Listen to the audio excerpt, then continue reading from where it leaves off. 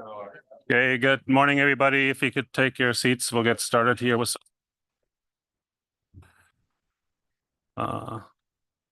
good morning. So we're in session again, continuing on Cook Inlet salmon. And before we get started on our discussions, I had just asked the analysts to come up briefly to walk us through the backing up a little bit, our decision here in terms of the specifications for the tier one stocks in particular kind of hinge on whether we go with the lower bound or the SMSY reference points for the calculations, and then applying a buffer. And just to be clear on how, if we were to say pick one or the other, what the buffer calculations are and how they deal with the fact that in this case here we can have negative OFLs that in the calculations are set to 0, and so you're technically looking at a ratio of a positive number to 0, which doesn't really make sense. So we just want to get a little bit of clarification on how those calculations were done. So if you guys could come up and if we have any additional questions, we can have them answer those.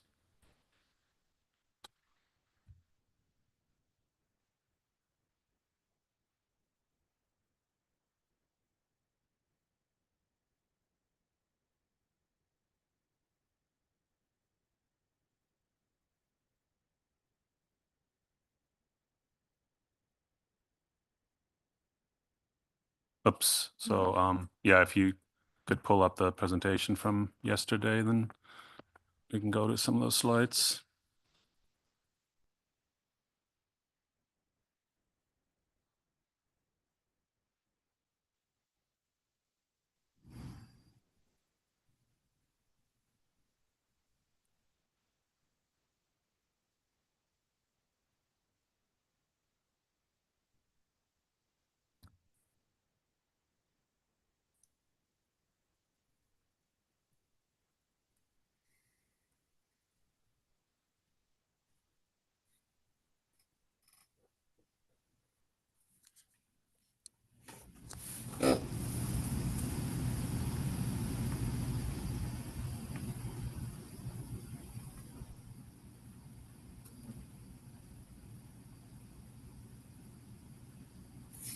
Okay, if you're ready, go ahead.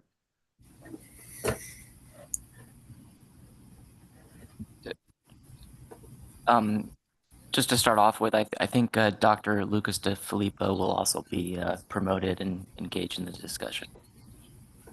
Okay, great. We'll call on him as needed.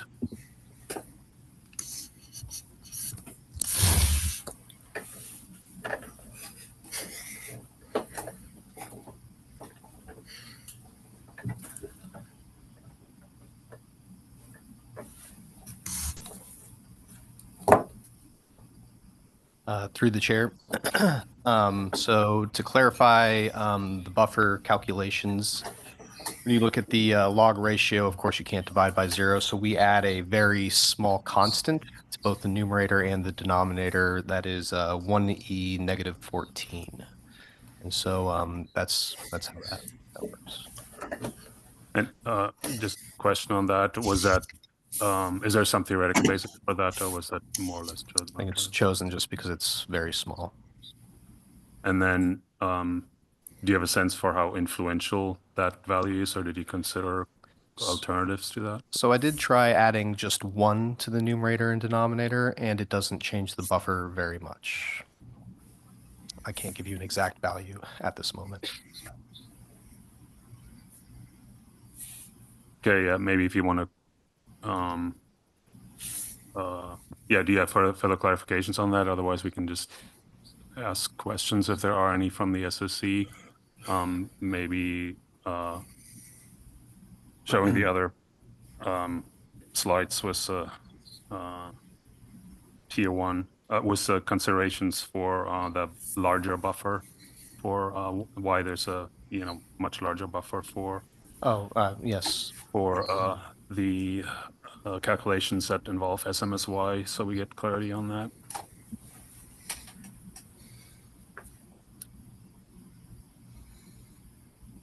Yeah, so through the chair, it's much larger because in our calculations, when you end up with a negative OFL, which would be an overfishing situation, or there's no fish available for harvest in the EEZ, we kick it to 0. So you select the max between the two.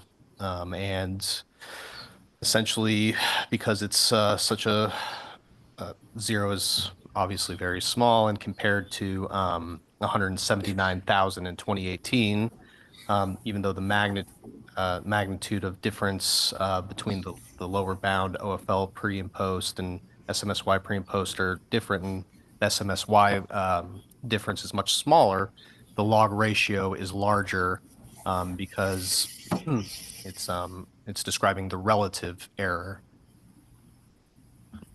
Yeah, thanks for that. And then I have another question, and that's just when you did the sensitivity analyses, was that, well, is that the same number of years that are negative, whether you use the lower bound and the SMSY, and did you do the sensitivity analyses? Was this as well? If this is more the buffer that results from this is more sensitive to that one, the 2018 year? So when I added just one instead, I ran it for all years. Yeah. Are there other questions on that in terms of buffer setting? Martin, go ahead. Yeah, thanks. How much would the buffer, I mean, we're looking at 6 points, and obviously this one is super influential. How much would the buffer change if you just drop this point? I mean, we need to sort of understand, I mean, this kind of factors into sort of the uncertainty of the buffer itself and whether that's reliably estimated.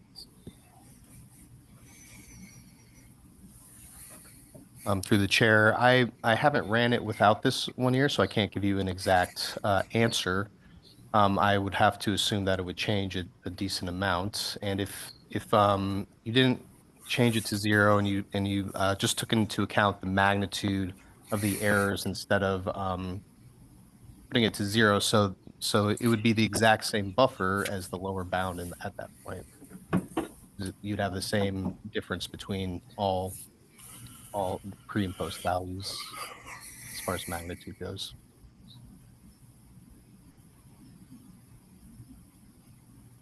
Yeah, so what would the new buffer be? I mean, Well, if you were to drop 2018, I am unsure.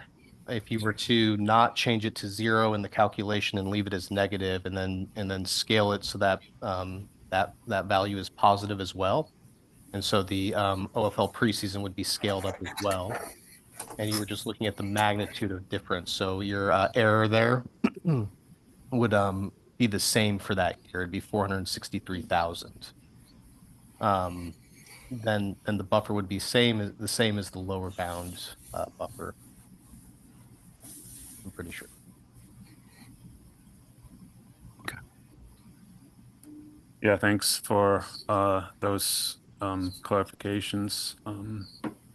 Are there other questions on that now, just for our discussions that might help us if we were to reconsider buffers or anything like that?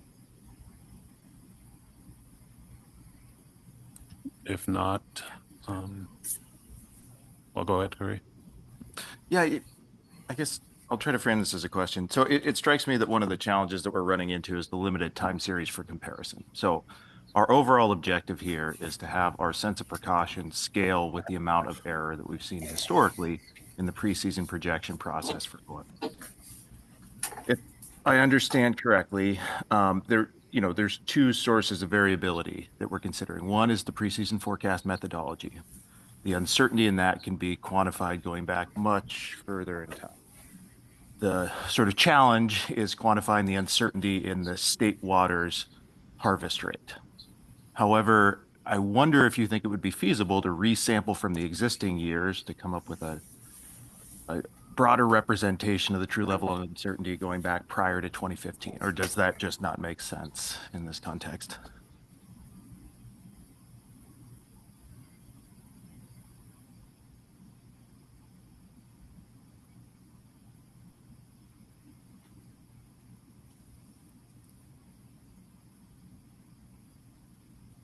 I do see that Lucas also raised his hand. If you can,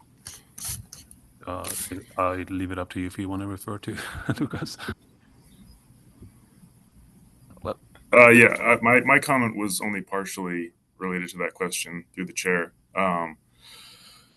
I I guess wanted to add some context on kind of what the rationale behind the 10-year retrospective window for setting the buffer based on OFL forecasts. In initial trials, when I was developing and testing this assessment framework, I did consider longer and shorter time series.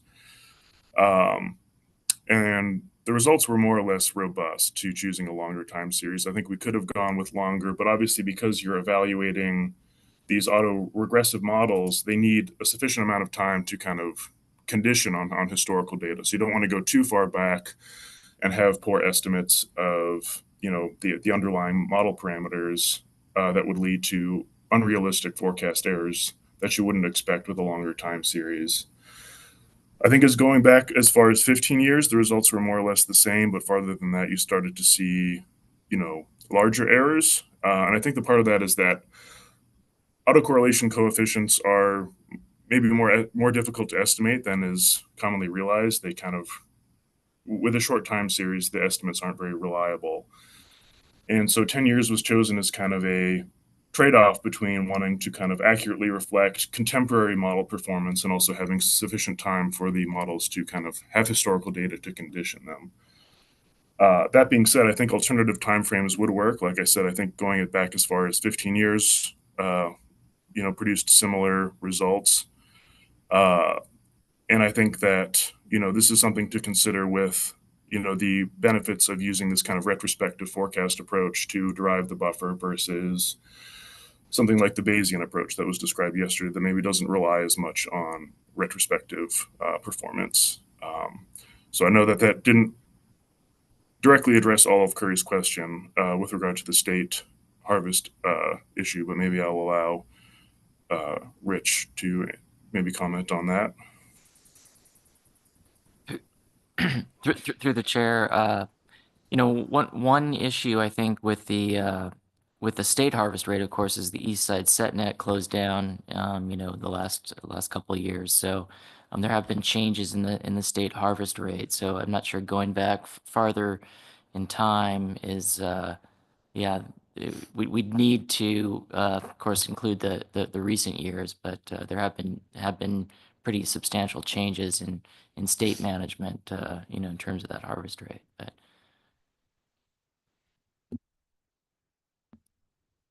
Okay, thanks a lot. I don't see any other questions on that. And I assume you'll be available if questions come up during the discussion. Yeah, so actually, Jason. Jason, go ahead, yeah. Yeah, just a question about overfished and overfishing statuses and data. So I was confused as I was reading through the tier one, and this probably applies to the other stocks as well, in terms of whether the catch data, so starting with the overfishing side and overfish two, I guess, whether the catch data is finalized for this year, which would allow us to make the status determination, or if it's still preliminary, and whether we should be making status determination. And then the second question is on the escapement data too. It sounded like maybe there was some information not currently available, preliminary still, and it still needed to be finalized on the escapement. So I guess I'm just trying to get a sense. It was hard to tell which stocks maybe we are going to make status because the data is final, whatever that means, versus not?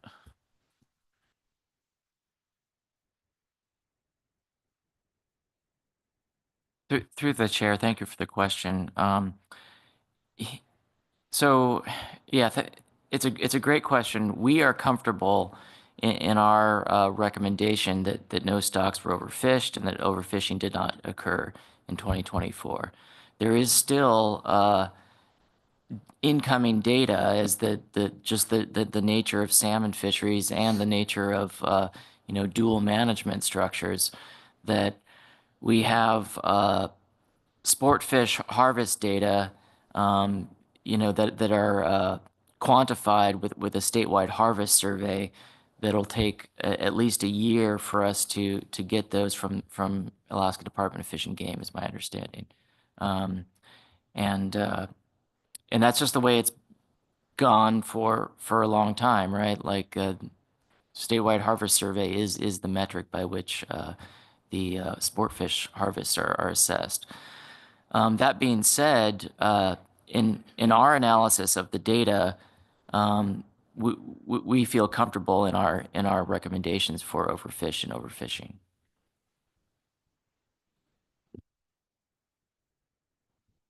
Yeah, so I think maybe we'll figure that out as we go along for each stock, which one actually we can make the determination now and which one not. But I think in general, similar to crab stocks, we can just note that at this point, stocks, seem like they're not overfished or overfishing, and overfishing is not occurring, but that the final determination will be made once all the data are complete. I'm not sure if we'll know that, so we might have to clarify for each individual stock if it's complete or not, and if we can make that determination.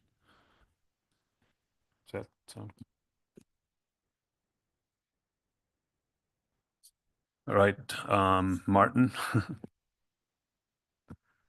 Yeah, this crossed my mind last night, thinking about this problem, and that it seems very strange. I mean, it's kind of a novel situation, not novel situation in that, we just went into sort of federal management and the fishery wasn't managed in the same way prior to last year. And it seems strange to use the previous data, which is kind of an approximation of what you thought catch was. I'm guess talking about tier 3 stocks now, to make it, an overfishing determination when that wasn't even sort of a relevant sort of management quantity at the, for now. So, I mean, have you it seems like you'd only start making those determinations about overfishing when you've got the full set of years available. Through the chair, Martin, yes, you're correct in that prior to 2024, in terms of tier 3 overfishing determinations, we have estimates, right? Not actual catch. So, but those estimates are the basis for the overfishing determination. I mean, so like the tier 3 OFL is based on historical catch in the time series. But yes, for 2024, that's the first year of actual data, if that's where you're getting at.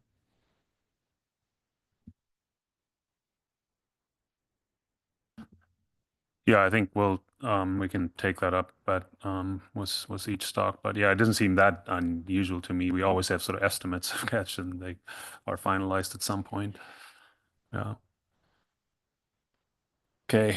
Are there questions right now, or should we go into our discussion? Yeah. Andrew, what was that a hand? No, thanks. I think we can cover it under the individual stocks. Thanks. All right, thanks again Thank you. for being available to answer our questions. So we can go into our discussions, and we had separated out the tier 1 stocks from the other stocks for the discussion. The leads on the tier 1 stocks are Andrew, Jason, and Curry. And of course, for those stocks, we'll first have to sort of determine how we want to go about defining the MSLY reference points. Maybe have a general discussion before we take up the individual stocks and finish that discussion, so we can then make recommendations for the 2025 ABC and any other recommendations we might have. So I'll look to Andrew for kicking us off. All right, thanks. Did you want me to characterize public testimony first, or? Yeah, this- including public testimony, and if there's for the other stocks specific to public testimony, you can either cover that now, or we can be a lead on the other stocks, can add to that as needed. Okay, thanks. And I think I'll just start with some, general overview of public testimony, and then if there are other additional things specific within the different tiers, cover them then. So, yeah, so we received written and oral public testimony on the Cook Inlet preliminary safe. As the C1 agenda item represents influential scientific information, public testimony is required to be characterized and responded to during the SSC deliberations. Public testimony highlighted several common areas of public concern, including the unsuitability of EEZ harvest management based on a pre-season total allowable catch, given the high interannual variability in return abundance, and there's support for the use of abundance-based harvest policies with active and adaptive in-season management. Another concern is failure to manage for the maximum sustained yield and optimum yield, as well as potential lost harvest opportunity due to overescapement. There are concerns over the use of recent data to inform status determination harvest specifications because of recent fishery disaster declarations and state of Alaska management decisions. And so the contention is that they're not representative of long-term productivity trends of the stocks. Concerns that not all harvest is reported and escapement enumerated, for example, small Chinook in recreational harvest or in the Kenai River escapement. Number of public comment pointed to that the safe is specific to the EEZ only and the drift gill net fishery in particular, but does not consider harvest of stocks that pass through the EEZ before and after the drift gill net fishery. There are concerns over economic and industry stability under this fragmented management system, and the need to consider broader management implications across both state and federal components of the fishery relative to MSY and optimum yield. Public comment also includes some general support for the use of the lower bound of the escapement goal for calculating the status determination criteria and harvest specifications. Efforts to allow Northern Cook Inlet stocks to pass through the EEZ and associated, and general support for the safe recommended ABC buffers, specifically for coho and Chinook aggregate stocks. There's support for research to fill data gaps on salmon populations and migration timing, including the possibility of a test fishery and collection of real-time data and the use of genetic stock identification of the harvest. There's also an interest in a tribal-led test fishery. Another recommendation is expanded enforcement to ensure that all harvested salmon are counted, and the inclusion of indigenous knowledge and engagement in government-to-government consultation as relevant. Public comment also include recommendations for timing and frequency of fishing periods in the EEZ, as well as gear specifications in order to allow passage of fish to Northern Cook Inlet salmon streams. The SSC will consider all these comments in our recommendations. Thanks. Yeah, thanks. And go ahead if you want to kick us off on the tier 1 discussions. Yeah, thanks. Let me switch my notes here. Try to keep myself organized. A lot of moving parts here. Yeah, first off, I want to thank the authors and the presenters for all the work that they've done, understanding the tight turnaround in producing this draft safe report for Cook Inlet EEZ. And also, the turnaround of getting the data, even if some of it is preliminary still, but, for example, like having the genetic data from this past season available to be able to do the stock composition for sockeye is really helpful to have. So I think as Franz mentioned, there's a number of overarching issues pertaining to tier one stocks that I think I'll probably start with those and we can have the discussion about that, and because that's going to inform our recommendations for the two recommended tier one sockeye stocks.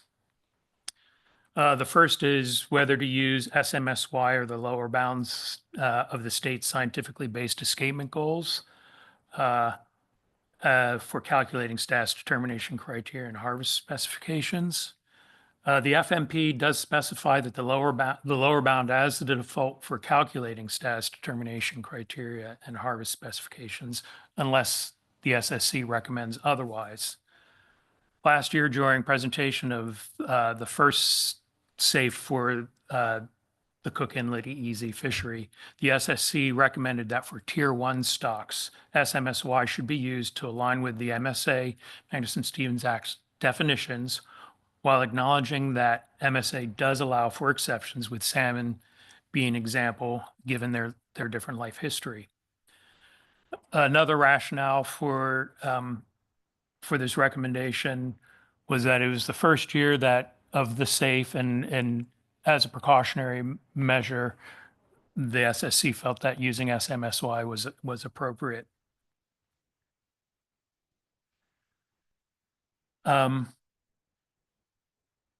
So for this draft safe, the NIMS safe team did come back and recommend that the lower bound of the state's escapement goals should be used for status determination and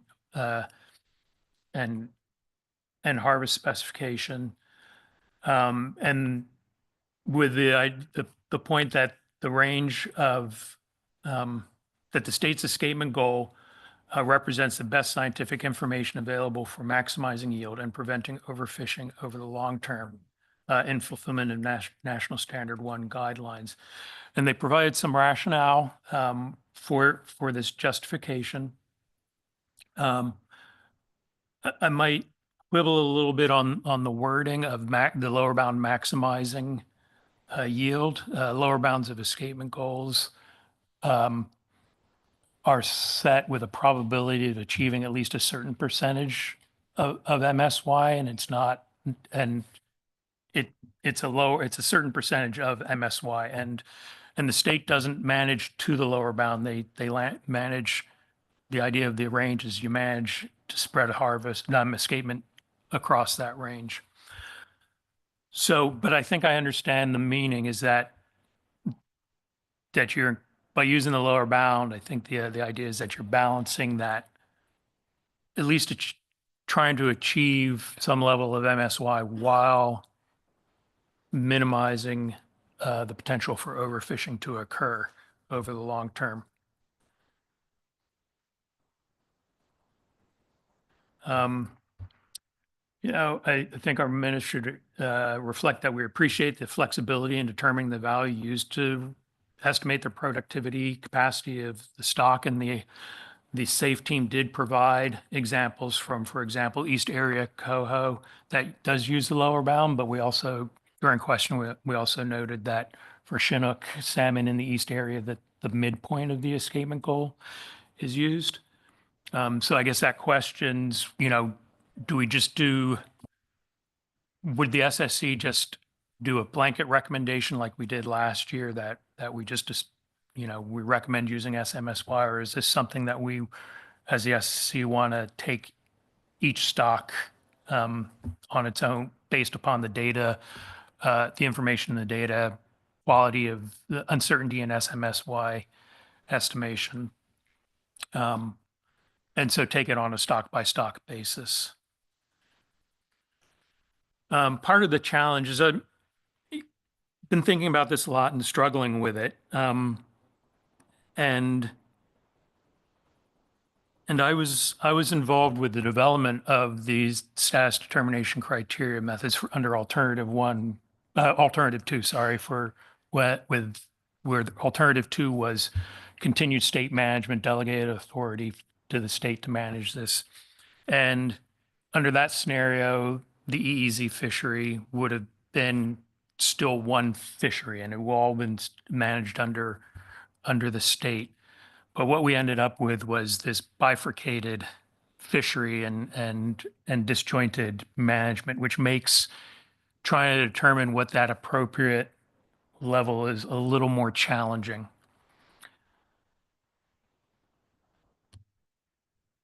And I do think this is something that deserves further exploration. And again, part of the challenge of receiving a draft SAFE report at the same meeting that we're trying to determine specifications is challenging. So we don't have the benefit of an independent review earlier on of methodology, proposed methodologies or changes in methodologies.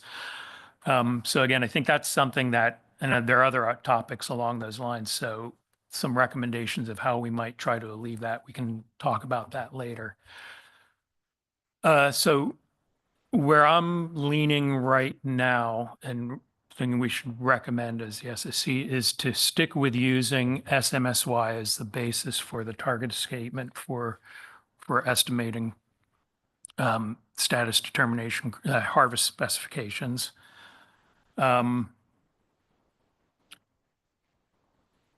Given some of the issues that I raised, again, this is only the second year we've seen it, and try and understand how this is all going to develop. I mean, I think last time we recognized that this is going to be an iterative process, but I think just to be a little precautionary, just staying with SMSY for now, and over the next year have discussions, however that works out in a workshop or whatever, to try to explore what might be an appropriate way to move forward in the future.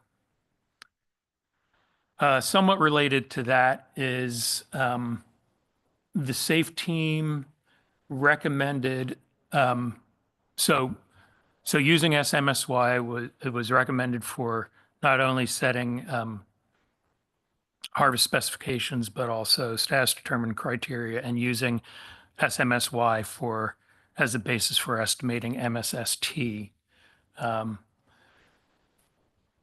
And again, last year, the SSC had recommended using SMSY for calculating MSST for Tier 1 stocks to be consistent with how MSST is defined in the crab and groundfish management plans. Again, the SSC acknowledges the flexibility in MSST definition relative to SMSY. But we recommended that you continue to define MSST as half of MSSY summed over a generation.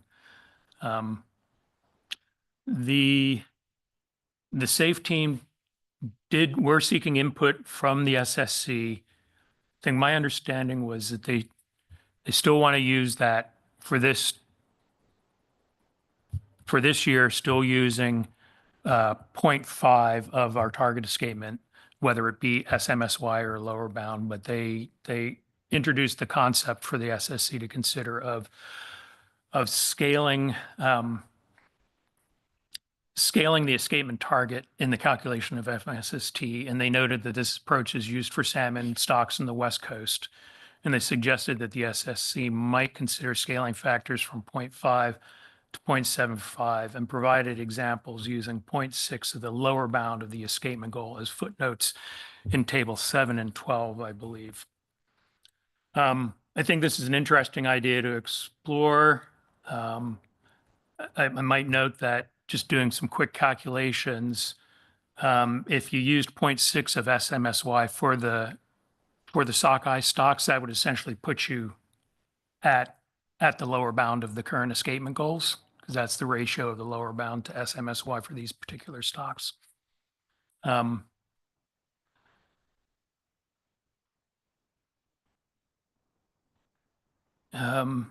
And I think by doing so might address some of the rationale for using the lower bound of the escapement goal.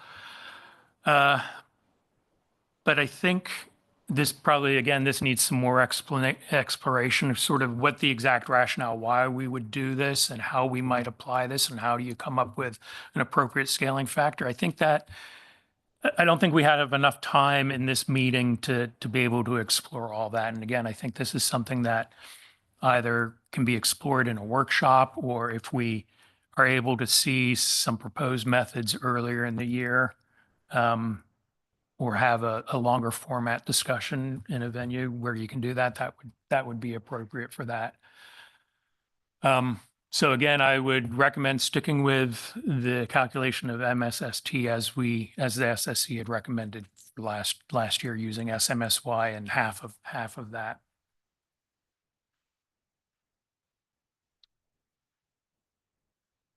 I guess the third general sort of overview was the status determination and harvest specification methods.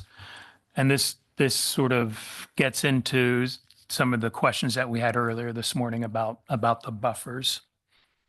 So the NPFMC SAFE team presented 3 options to calculate status determination criteria and harvest specifications for tier 1 stocks. The first being that they called tier 1, where you use the state produced preseason forecast of run size. But as we've heard, there's timing issues with that, with when the state releases its preseason forecast. It doesn't align with when we have to produce a SAFE report and set these specifications.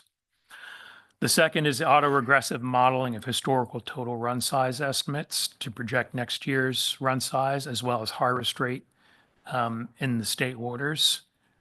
And this was the same methodology as used in 2024. And this is the method, the primary method that they presented in the SAFE. And this includes buffers for reducing OFL to ABC based on probability of over forecasting. The third approach was a new Bayesian approach, which is similar to option 2. And this was presented in Appendix B. So it's similar to option 2 above, except that the preseason run size forecast is fit using an AR1 model, and state harvest rate models is fixed to the best models for the current year. So I think the Bayesian approach has, their rationale for proposing that, in that you can incorporate the probability of over forecasting when calculating tier 1 buffers, and in the OFL. I think that it makes, it's interesting, and I think it's a valid, something definitely to explore. But again, I think, and I don't think they're asking us to recommend using it at this time, but I think, again, exploring methods like this or maybe some other methods are appropriate for a workshop in the future. And again, I don't think we have enough. I think we have enough to kind of evaluate, oh, this is interesting or not, but I don't think we can make any sort of real decisions on it. And maybe some others on the SSC might have some specifics about and recommendations on where the plan team might go in as far as methodology for this approach.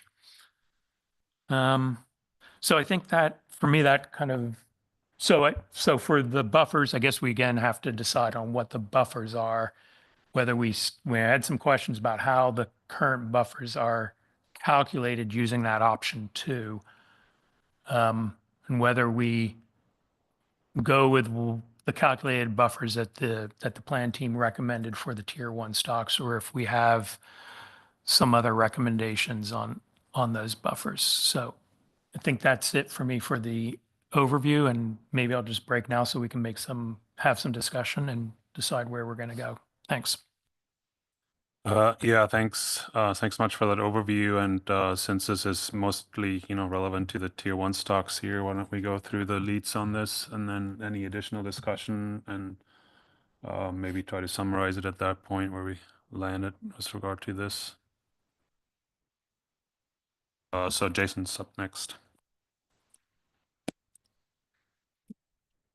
Thanks. Great overview by Andrew. Covered a lot of the points. I guess I'll just touch on a few things. The SMSY escapement issue. So I guess first, just appreciate the author's extensive discussion on the SMSY. I note that the escapement management in reality is based on a range versus a single point estimate. So we're in this kind of awkward position of establishing this reference point for salmon management when the management's occurring over a range of potential escapements. And just to highlight our minutes from last year with respect to tier one stocks, we said that the SSC is concerned about whether the use of the lower bound of the escapement goal range for both setting the preseason OFL and SDCs for tier one stocks provides sufficient precaution, and whether there's consistent with the interpretation of this reference point.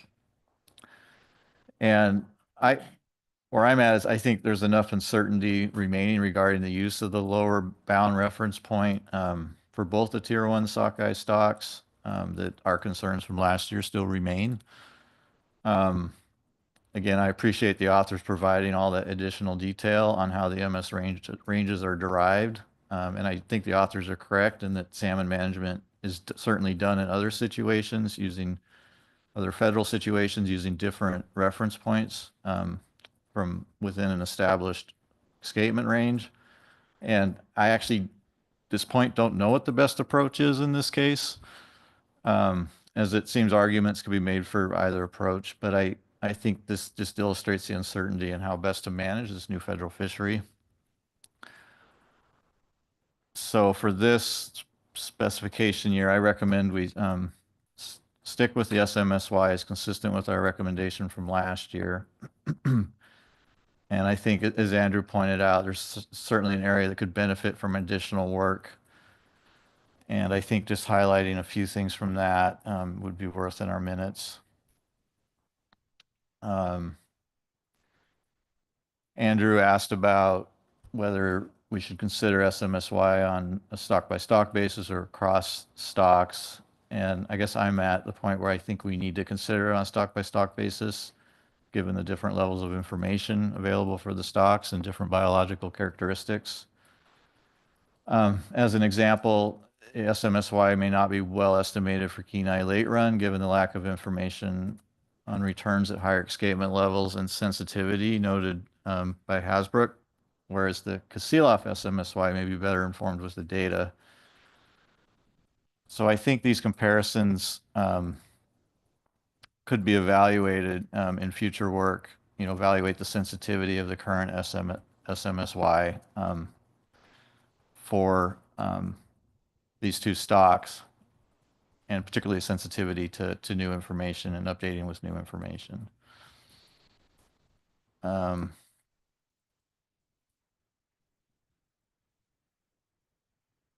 think the other point to highlight, sorry, my notes are all over the place now, is that the reality of the MSY specification and the FMP is it impacts both federal and state management due to the harvest allocation between these systems. And again, in reality, the in-river escapements based on a range of values rather than a single MSY point approach to management. And we certainly heard public comment on some of these issues. So I think in this regard, the author should investigate further into whether, there are lessons to be learned from the Pacific Coast Management System, bifurcated management system, particularly those stocks that have used the lower bound management approaches and reasons behind those approaches.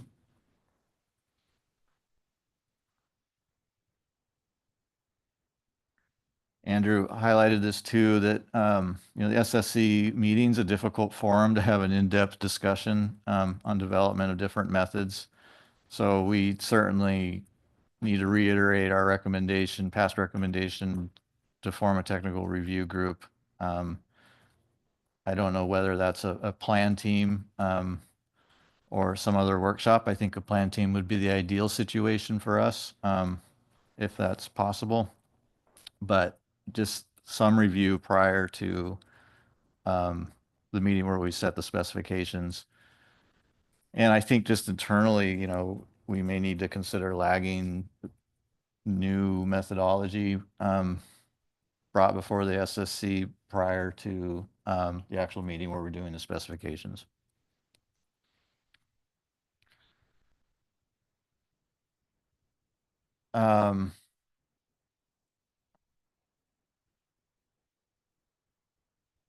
Let's see. So I agree with Andrew on the current specification MSST. The forecast methods, I concur with the author. I do think we need to have additional discussion on the buffer, and I'm still sort of processing that, but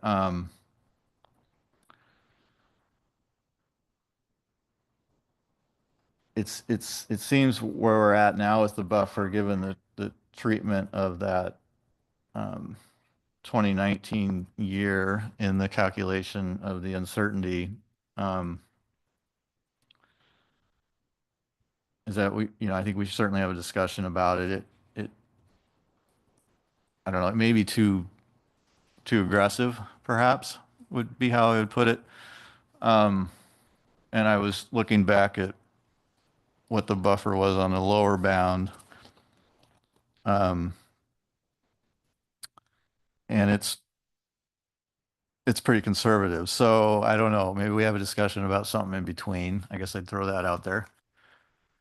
And I certainly think that we need to recommend future work with the Bayesian method, with the longer time series, but then perhaps there's other resampling methods that provide a more robust method to deal with the potential for these zero OFL and negative OFL outcome situations. So I recommend that to the authors.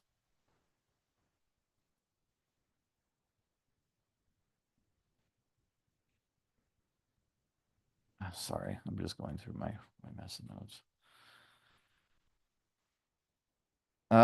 The other important thing to recommend to the authors is the status determinations. They need to be explicitly defined in the SAFE in terms of the data elements and how these are applied to the status determination. So, sorry, the status of the data elements and how these are to be applied for status determination. So are we looking at finalized versus preliminary? I think there needs to be some kind of summary of that information and just sort of a determination about what the status of information needs to be used for comprehensively for the status determination.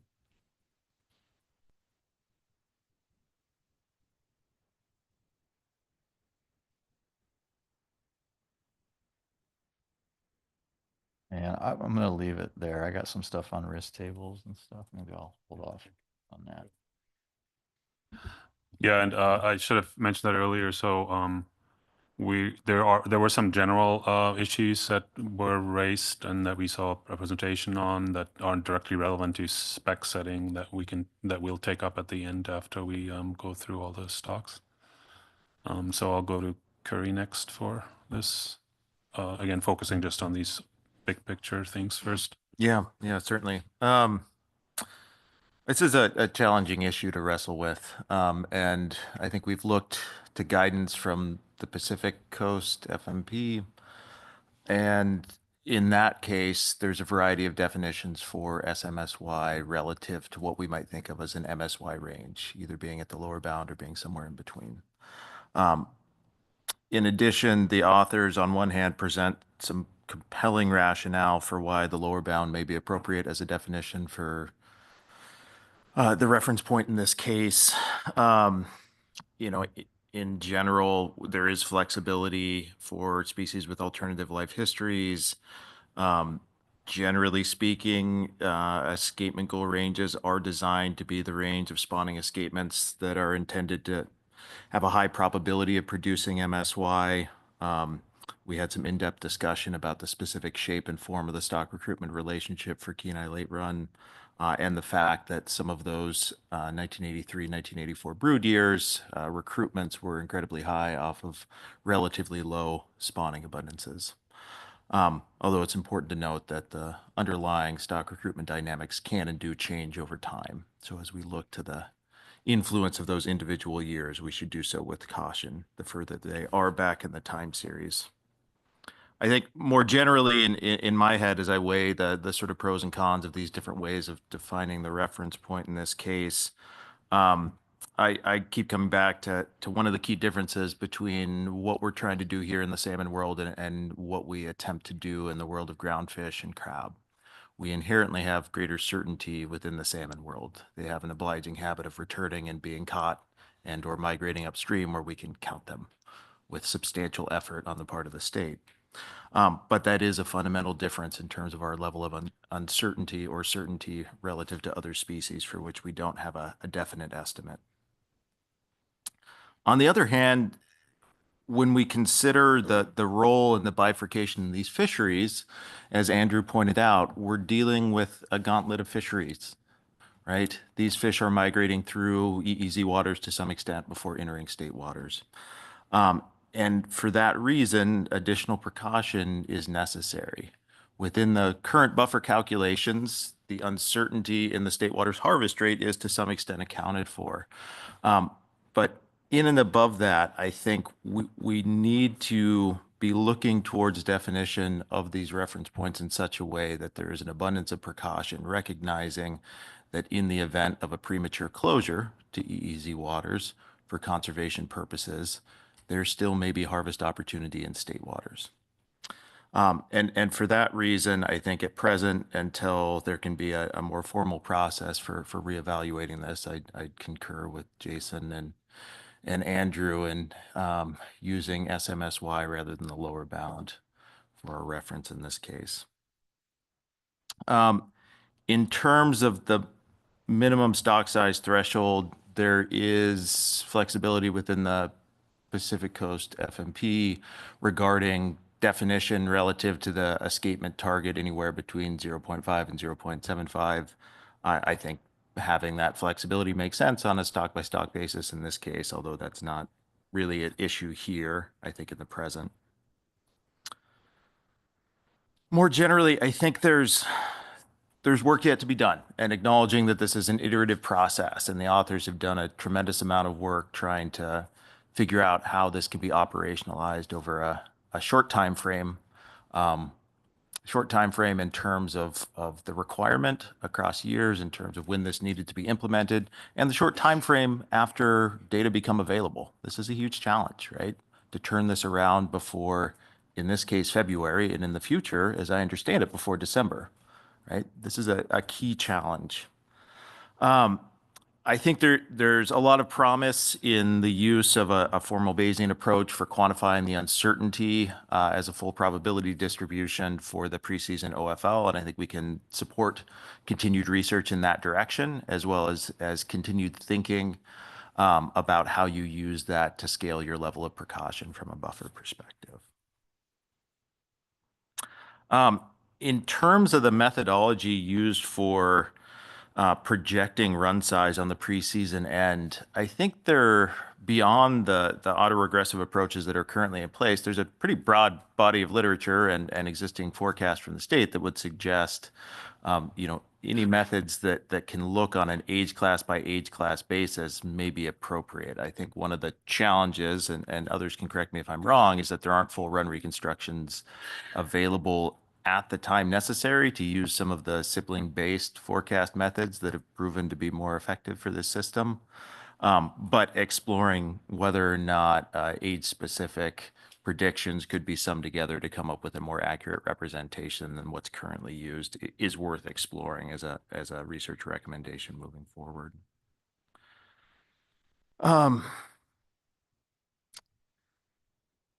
I think at the end of the day, one of the key challenges has been pointed out before is that the timing of harvest specifications relative to considering changes in methodology are sort of crunched together. And I would fully support reiterating our previous suggestion that development of some sort of working group or plan team to review, revise, and collaborate in thinking about how we can advance these methods, both to meet our needs for conservation as well as meet the objectives of the fishery, are quite important.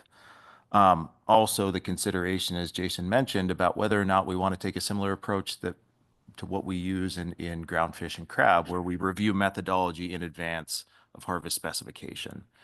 I'll look to others in terms of whether or not there's room in the schedule and what a timeline would be, whether that's at a June meeting or an October meeting. But I think it has value as we proceed forward. I think I'll stop there. I have some specific recommendations for presentation of outcomes in future iterations, but they're all pretty minor in the grand scheme of things. Finally, I'll note if we do continue to use SMSY as the reference point, I do think a reconsideration of the magnitude of the buffers, given the influential nature of that particular year and the fact that you end up with an 80% buffer, 80.3% buffer for one of the tier 1 stocks seems a bit excessive in this case, in my mind. But I'm interested to see where that discussion goes.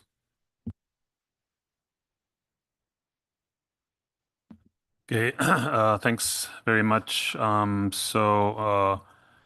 guess with regards to sort of these issues in terms of the appropriate reference points, the buffers and the plan team that we need for sort of a plan team that we commented on. Are there others that have thoughts on that at this point before we go into sort of the specific tier 1 considerations or specifications?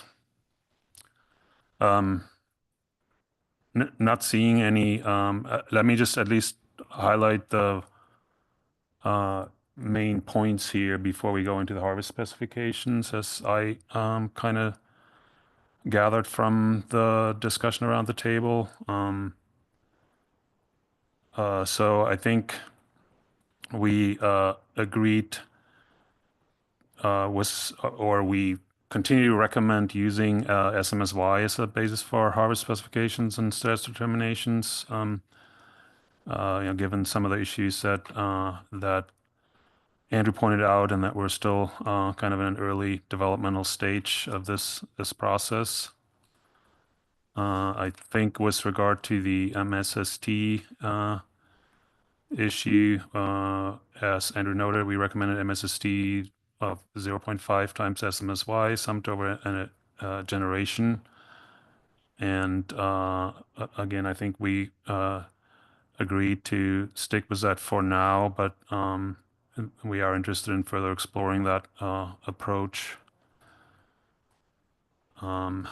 We are also interested in further reconsideration or consideration in the future of other options for both the MSST calculations and for using SMSY versus lower bound or other issues based on, in part, lessons learned from other areas like the West Coast.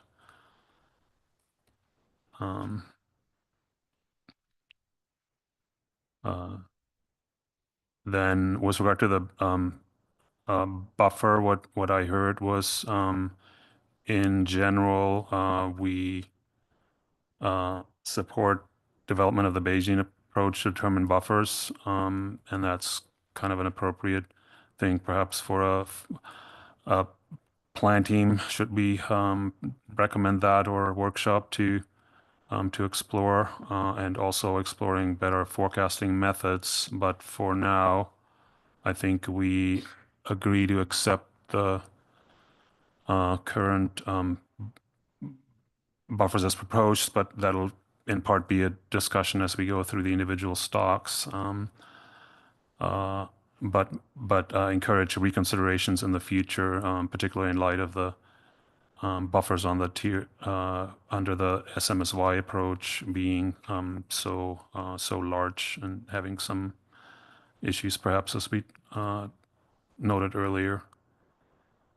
And then overall, I guess throughout we noted that this would strongly benefit from a plan team or a workshop approach to hash out some of these issues that we can't fully review here at a once a year meeting, and perhaps in addition, or at least as an alternative to review some of the proposed methods earlier in the cycle, if that can be accommodated, given that we do have a pretty full plate.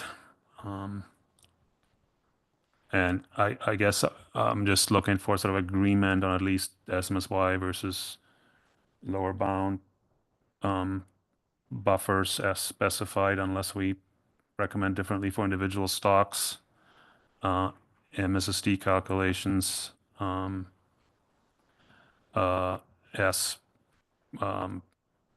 as last year, and the recommendation on the plan team workshop and review other review issues. We can pick that up again at the very end too, in sort of in terms of overall recommendations. If that's generally agreeable, I think we can go into our individual stock status determination or spec setting. So I'll go back to Andrew for that. Great, thanks. And do we want to just take them one stock at a time then? Sure, yeah. Thanks.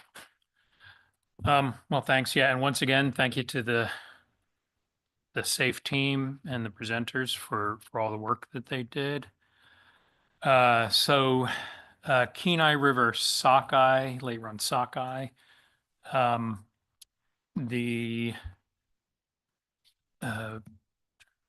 at my notes where to begin. Just kind of in general, I have a number of minor corrections and suggestions for the final SAFE that I'll provide to the authors. But some of the examples, like one of the bigger examples is in table 10, it's Kenai late run sockeye salmon observed escapements from 2014 to 2024. There is, so the column with SMS point estimate from 2014 to 2024, they have the value of the current SMSY, but the escapement goal had been reanalyzed in 2020. That's the Hasbrook et al. Analysis, and that's when that new escapement goal was put in place. So prior to 2020, there was a different estimate of SMSY. Similarly, there was a different lower bound. And just for consistency, I guess it's being clear what we're trying to communicate in that table. And the heading of that second column is federal escapement target. And I guess technically there wasn't a federal escapement target prior to 2024. So whether those should just be NAs might be something to consider. The other thing is, and I appreciate all the data that were provided, but it would have been helpful to have some more. So some of the questions that we had, and I think Jason brought that up a little bit before, some more detail about what data went in there. For example, for state harvest, we have an overall what the state harvest was, but how was that broken up? Might be useful, and what's still preliminary versus finalized. I'll note that, for example, sport harvest is generally not available. Estimates are not available until like the November of the following year, and similarly, personal use and subsistence harvest data are usually lagged by a year as well.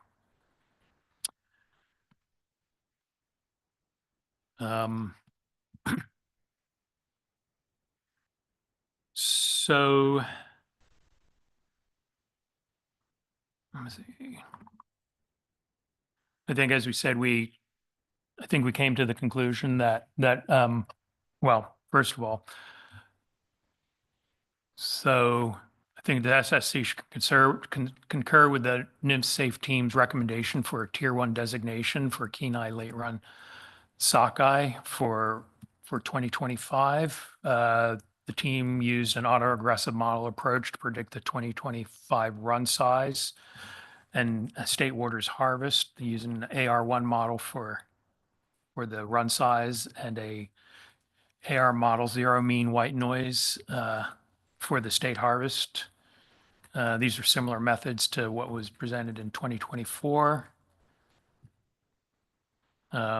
These models were also used to estimate a buffer to account for scientific uncertainty for overestimating the run size and resulting OFL, preseason OFL.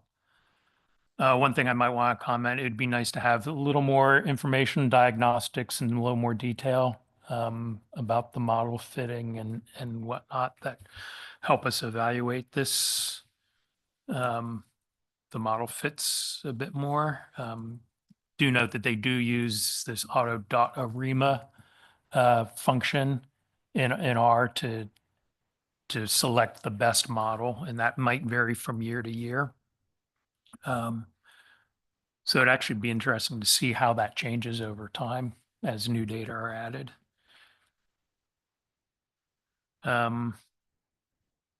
So I think the SSC should accept the methods used by the NIMS Safe team for forecasting the 2025 run size estimate, the estimated harvest rate in state waters, given the numerous constraints and data availability at this time, and recognizing the challenge of providing a basis for status determination harvest specifications that requires adapting escapement-based management used by the state.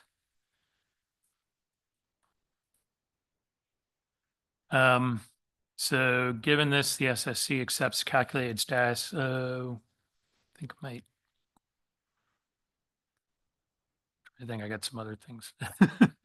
Accept the calculated status determination criteria of OFL pre, and I'll just the preseason OFL, and I'll just throw it out there, just and accept using the ABC buffer of 80.3% using the methods that they propose. I leave that open to discussion, that buffer, given some concerns or questions that other SSC members. But given that's our best estimate that we have as of now, without trying to do some modifications. I guess I do have some for estimating last season's OFL, the MFFT and MSST. The last year's OFL, oh no, last year's OFL, the MFFT, all rely upon the realized run for 2024. And similarly, MSST relies upon, or the cumulative escapement to evaluate against MSST relies upon final escapements for 2024. And I think, as we noted, sport harvest data are lagged by about a year. And so my understanding for the run size, the SAFE team used an estimated sport harvest in there. And so my understanding is that the final run size will be revised by the state once they have the final sport harvest numbers. So I guess the question is whether we can truly say whether overfishing has occurred in 2024. Similarly, I think for Kenai, there is sport harvest that occurs above the sonar, and those, I think right now, those escapement numbers are, again, still preliminary until the final sport harvest can be subtracted from that escapement estimate. And so whether we can really evaluate whether the stock is overfished, might have to wait until we get those final numbers. And that's what I have for Kenai. Thanks. Oops, this was on the whole time. Okay, so Jason is next for Kenai. Yeah, thanks, Andrew, for the overview. So I agree, the tier 1 specification as well as the MSST and the methods used, the AR1 methods used to forecast for the preseason OFL. I support those. And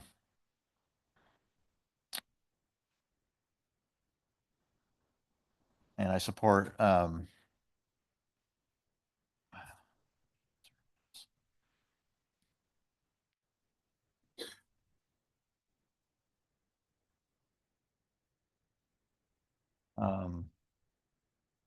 sorry, and I support using the MSY point estimate. And in regard to the status determination, I mean, I think in our notes, we're going to indicate that it does not appear that stocks are overfished or overfishing is occurring pending updated information. But I certainly think that, our past recommendation that the author be clear on what is going into that determination. The state needs to be made clear on that issue.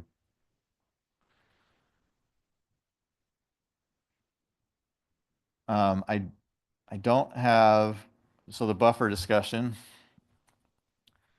Given that we've gone with the SMSY value, which provides some it is conservative in some ways compared to the lower bound. It seems that we've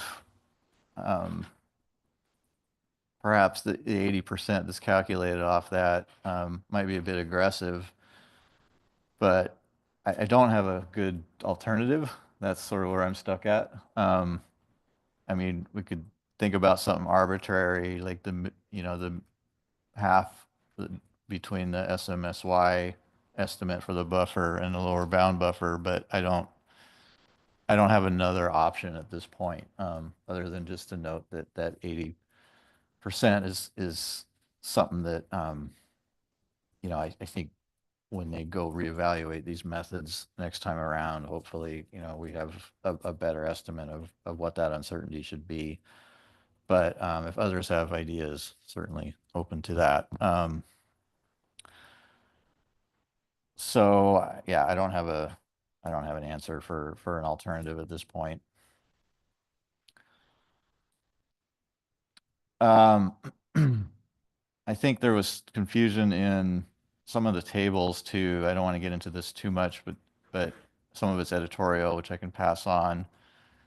But one in particular, the F state versus FEEZ summary tables.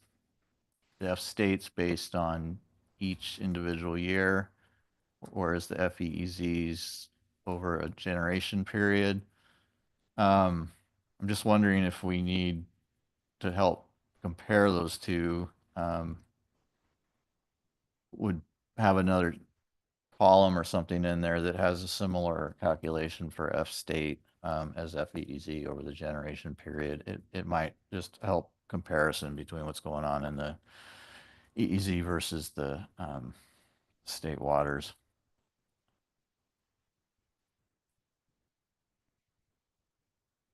I think that's what I've got. I agree with Andrew on the analysis. Okay, Curry is next. Yeah, I just wanted to clarify that at least under the using SMSY, the SMSY point estimate, the recommended or implied buffer for Kenai is 67.3% and for Kasilov is 80.3. So in terms of how we treat those, I think I have a similar amount of indigestion about whether or not that's overly precautionary, given the context and given our interpretation or consistent interpretation from last year of where the reference point should sit. and the treatment of and influence of individual years in that buffer calculation. I think I'd be inclined to look to the buffers that were in place last year as for guidance on that, given the sort of rather large discrepancy between what the authors recommended or put forward in using the lower bound and what's implied given the current methodology, given the treatment of a negative OFL in terms of the zero calculation.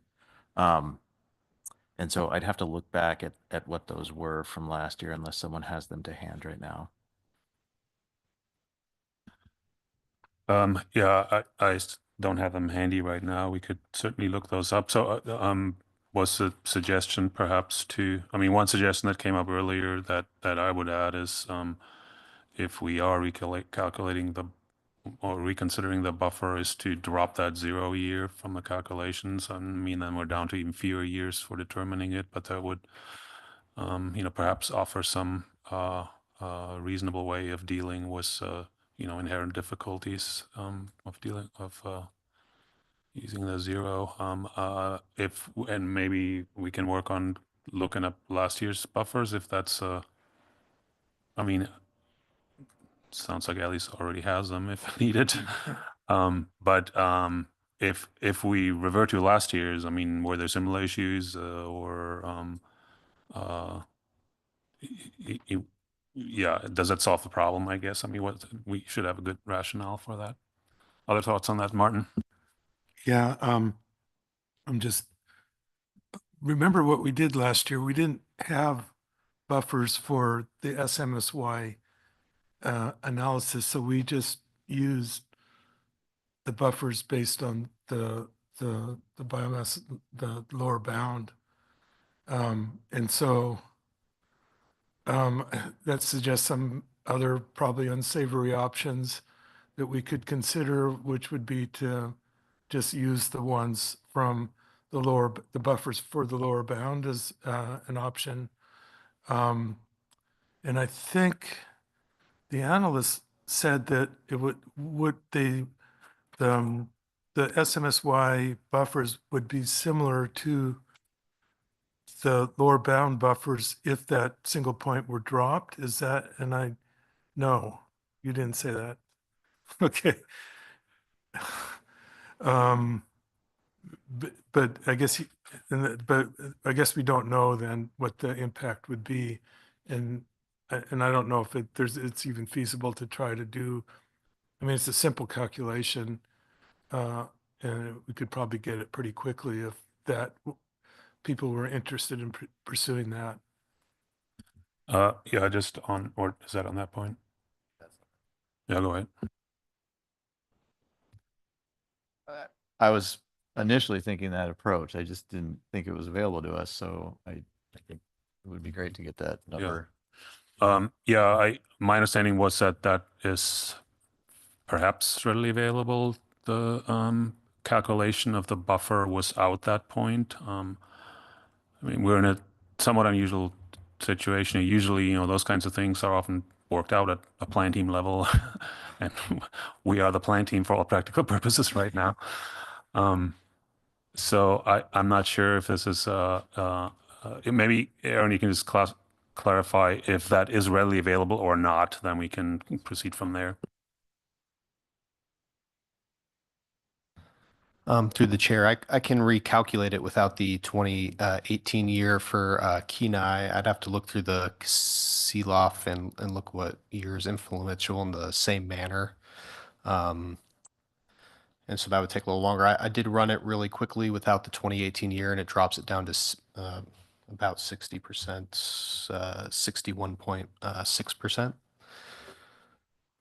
For Kenai, using the SMSY and dropping the 2018 year, that's influencing that.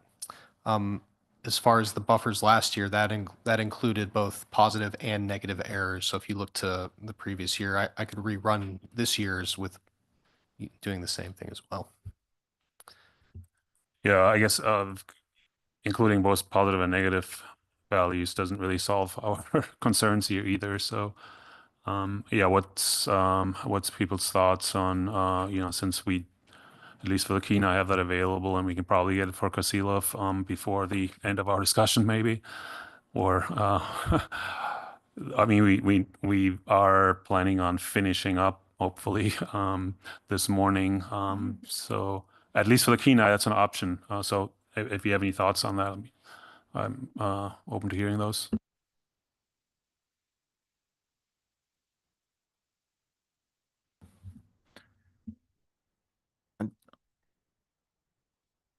So go ahead, Curry.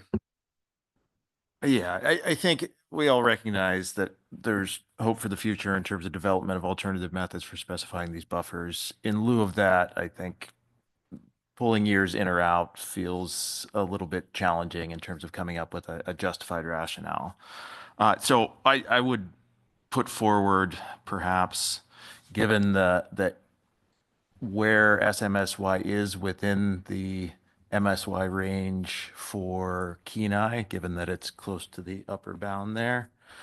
From my perspective, I think less precaution in the context of a buffer may be warranted in that case.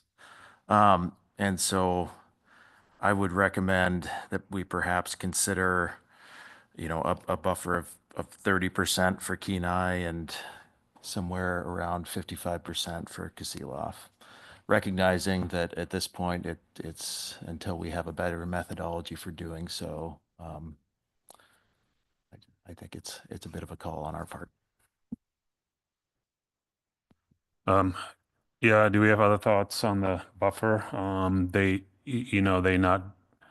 somewhat arbitrary, I guess, sort of a compromise in the context of what we had last year and what this year suggests and our concerns.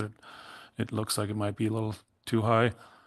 Other thoughts? I think Andrew was first, and then did you have one? Okay, so clarification. Yeah, sorry, Curry. We just didn't hear what you suggested for Kasilov. You suggested 30 for Kenai and 55 for Kasilov. Okay, thank you. Okay, Andrew, and then Martin. Yeah, I guess Curry, I understand your rationale for the Kenai. Your rationale for dropping was because of where SMSY is to the upper bound of the escapement goal.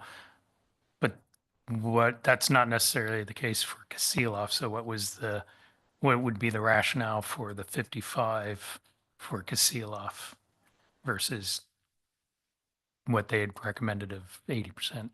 Thanks. More or less looking at if the calculations are done using the lower bound and recognizing that we have an imperfect methodology for calculating that, and this is a work in progress. And given that I think we're already implying an abundance of precaution.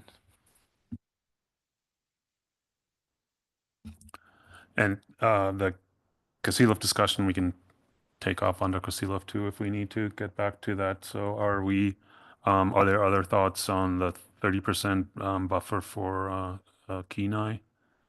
I know Martin had his hand up. If you have a comment on that.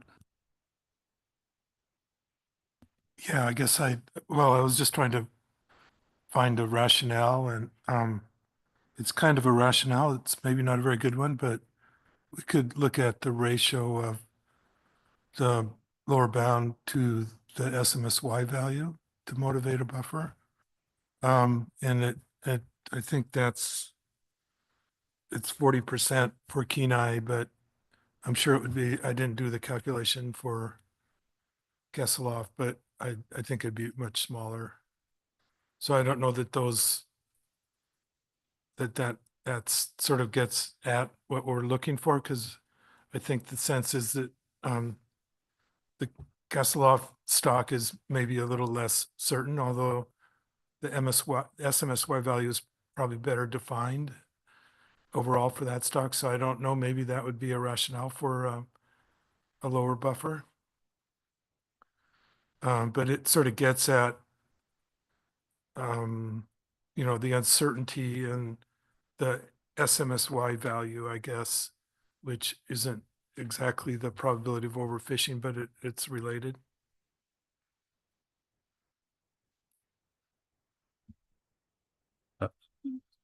Did you have more, or No. did you have your mic on? Yeah. So I think, for just sticking with the Kenai right now, we have kind of a proposal for 30% for a 30% buffer, realizing that we don't have a very strong rationale for that particular number, but we can make, provide a rationale for providing a lower buffer than the calculation suggests, and and again highlight that this is something that needs to be further explored. We're no strangers to somewhat subjectively determining buffers to express our express concerns. So unless there's other thoughts on that, 30%, we could go with 30% buffer. Not. Yeah, go ahead, Jason. Yeah, I guess I was wondering for Kenai, I thought the analyst said they might have a result from removing that high year. I guess clarification on that. Yeah, it's on the I table. think we do have that number for Kenai, but I think Curry's concern was that is in some sense just as arbitrary picking the one number to leave out that happened to be negative. And I think we're asking for some sort of fundamental rethinking of maybe those buffer calculations, or some rethinking of those buffer calculations to justify that better. Okay, Andrew. I think we're now circling around arbitrary decisions. Do you arbitrarily remove 1 year and end up with 60%, or do we recommend 30% for, and I'm not sure I could quite articulate exactly what Curry had said. At least with removing that 1 year, it was it was an outlier. So there's at least some, it kind of sticks with the method that was used like we had recommended for using this year based on last year. So,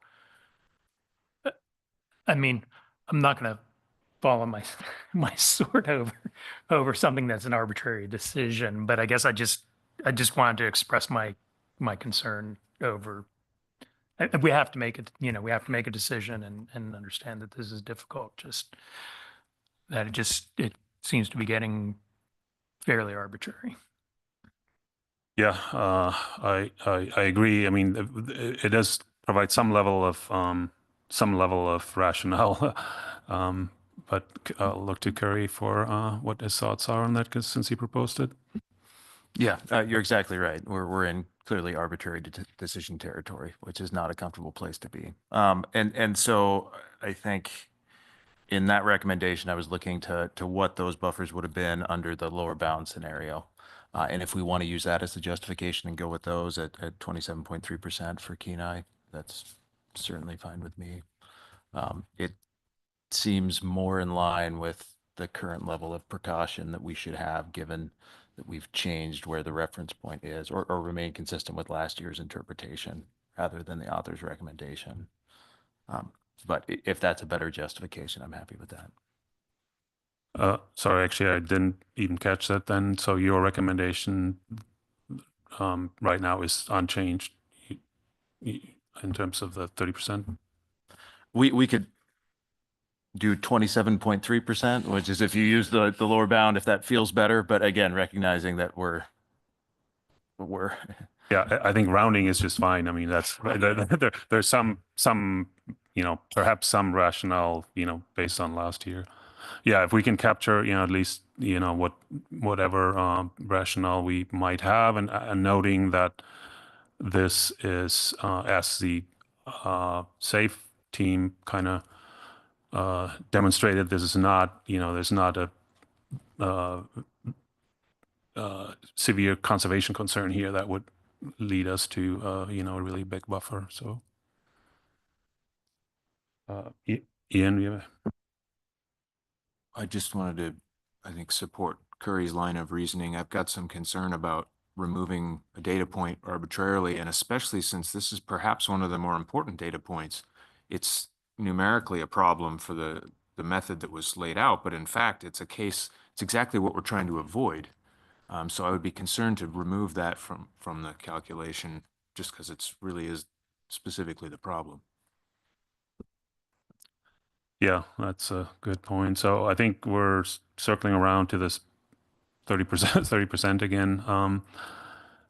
We'll provide, at least some basis for that and rounding to 30% for the buffer. Any other thoughts on Kenai? Okay, that concludes Kenai. So maybe I'll do it one stock at a time. We might want to reconsider that for the other stocks, but so my summary then for this stock would be that the SSC concurs with the team for the Tier 1 designation. In terms of the modeling, we accept the methods for forecasting methods and the resulting preseason OFL. For the buffer considerations, we landed on a 30% buffer for lack of a better alternative with some rationale based on kind of where we were last year. And in terms of the overfish determinations, a lot of the calculations rely on final escapement estimates, which we don't have. So I think we can note that it does not appear that the stock is overfished or overfishing is occurring, but that a final determination cannot be made until those data are available. And then we might have some additional recommendations, some minor edits and corrections and suggestions for clarifications on Table 10 in particular, and also clarifying in the document the data that are kind of necessary for stock determinations that are available or not available in the current year versus will become available later, so we are clear on when we can make final status determinations or when final status determinations could be made or not. And then a couple other comments on tables and edits that we'll include in our minutes. So I think we're good to go to Kasilov then. Thank you. I think a lot of my comments for Kenai, some of the general things, I'll reference back to that, but I'll detail our SSC report will detail it. Again, some minor corrections.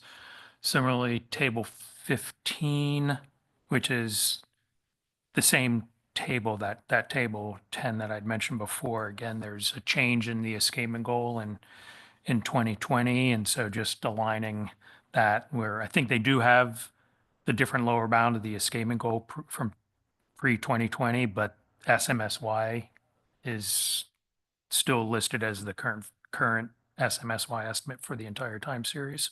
So that would need to be adjusted. Again, referencing having that more detail for some of the data. I don't know if I mentioned it. I think it'd be useful to have maybe just an appendix or something, but the little more detail on the genetic stock comp estimate of the results from the genetic analyses, genetic stock ID and stock composition of the EEZ fishery, and the sampling of that. So again, the SAFE team recommends that Kasilov River sockeye as a Tier 1 designation, and I think the SSC should concur with that recommendation. The SAFE team used an autoregressive model approach to predict the 2025 run size using AR1 and State Waters harvest using autoregressive moving average model, similar to 2024.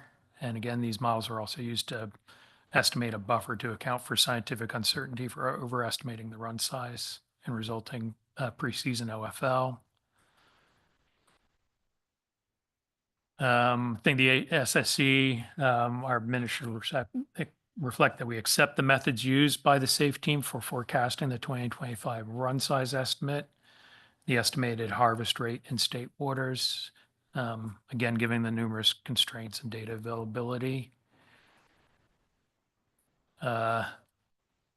Similarly, I think as far as accepting the calculated status determination criteria, again, accepting OFL, preseason OFL, the buffer, I guess, which we'll talk about as well, that's currently using the methodology proposed was 80%, and we'll talk about potentially reducing that. I think, I forget what the value was for, but we could do something similar like we did for Kenai. I don't know the exact number. I think we recommend that.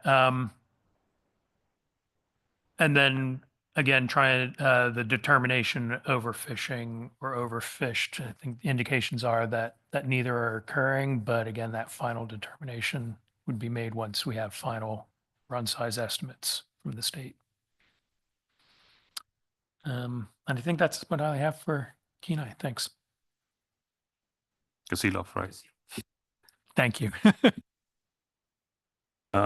Jason's next.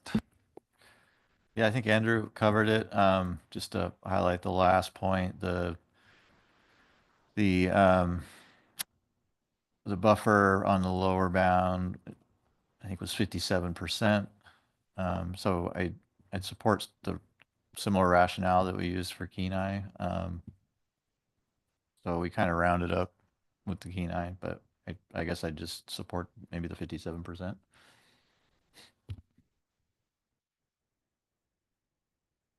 Yeah, well, I'll go to Curry. I'm a little unclear on what it was. So in the document under the tier, the SMSY calculations, it was 80%, right? Or 80 some percent. I can clarify that. Okay. Yeah, sorry. But yeah, we'll have a maybe Curry will reiterate his previous recommendation for a potential buffer size was the rationale if he can. But we'll go to Curry next. Yeah, so under the SMSY based calculation, the implied buffer would be 80.3%. If the lower bound were used, it would be, for that calculation, it would be 57%. 57% seems agreeable to me. And yeah, you're up next anyway for your any additions that you have, or if you agree with recommendations. I agree with the recommendations as they stand. So I think the maybe the only discussion point here is again around the buffer, if we accept that and the rationale for it, such as it is. So the proposal is to use a 50% buffer based on the calculation from the 57. I hear 57%. And we'll provide some rationale such as it is similar to Kenai. Other thoughts on that? Not seeing any, so I don't really need to repeat that. We agree with, but just the highlights, we agree with the Tier 1 designation, the modeling approach for forecasting and the OFL calculations. We are recommending a different buffer, 57% buffer based on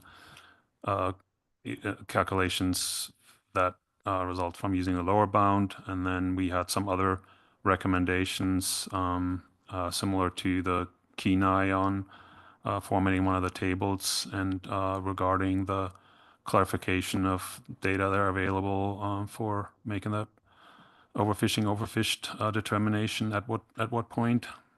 And I'll leave it at that.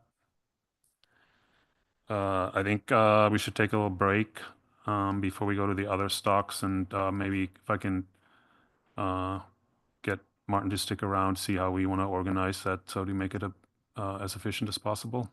But let's meet back at 10 o'clock.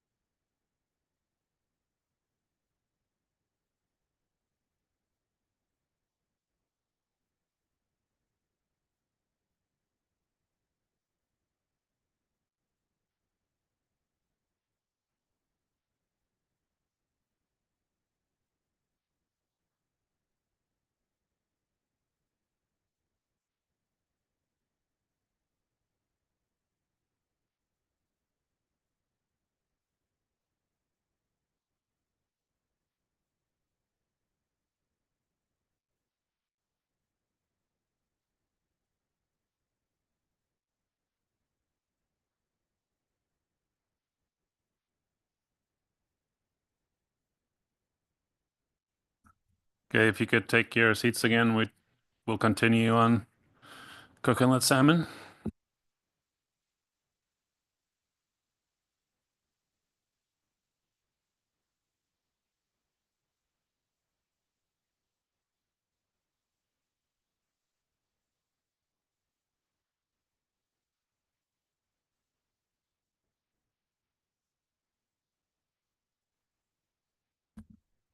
Okay, so we are going to continue our discussion on Cook Inlet salmon with the remaining stocks, and our leads on this are Martin, Fabio, and Andrew.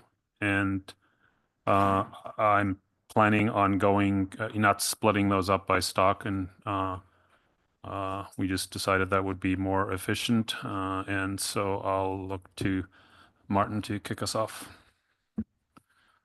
Okay, thanks. Let's see, where are my notes? The SAFE team recommended that aggregate other sockeye, Chinook, coho, chum, and Cook Inlet pier pink be considered tier 3, which where harvest specifications are based on historical catch statistics only. I think the SSC should agree with the classification of these stocks as tier 3.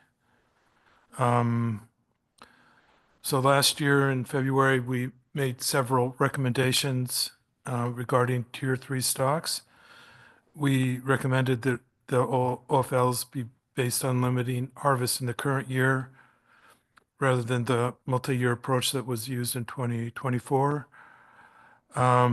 We recommended that buffers be expressed as a % reduction from the OFL, as is done for groundfish and crab. And finally, the SSC suggested that the starting place might be the 25% buffers used for tier 6 average catch stocks in the groundfish FMP, although other alternatives could be considered.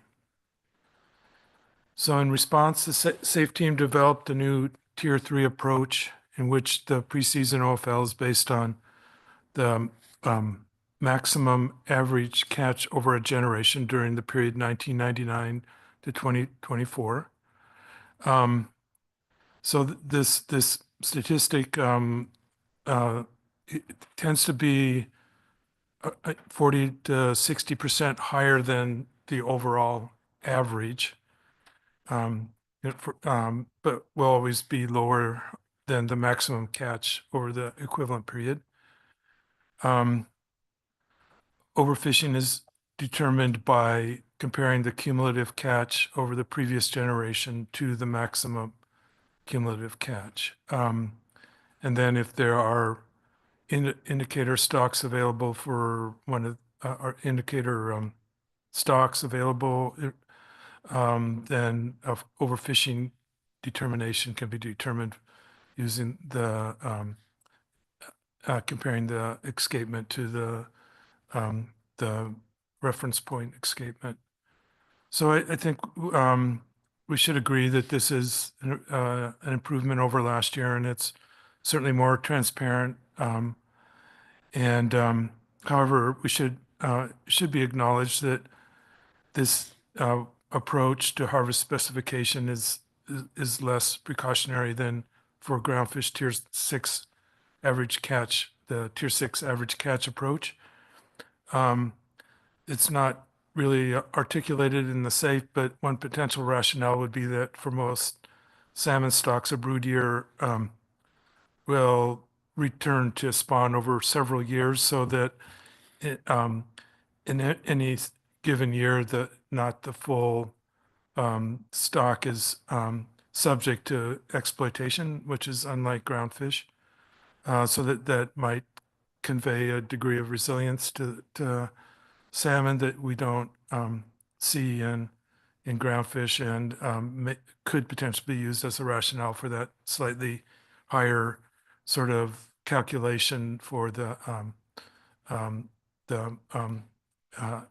average. So the SAFE team developed ABC buffers for each tier 3 stock, starting with a 15% buffer as the default buffer, so a lower sort of default buffer than we had recommended. And the recommended buffers that came out based on individual stock considerations were 15% for other sockeye, 30% for Chinook, and 90% for coho, 20% for chum, and 10% for pink. And I guess this is subject to debate, but I at least there was a rationale provided for the reason for the departure from the default. And I think we should, I mean, I appreciated the clarity of that discussion. I think we should note some specific concerns about the recommended buffers.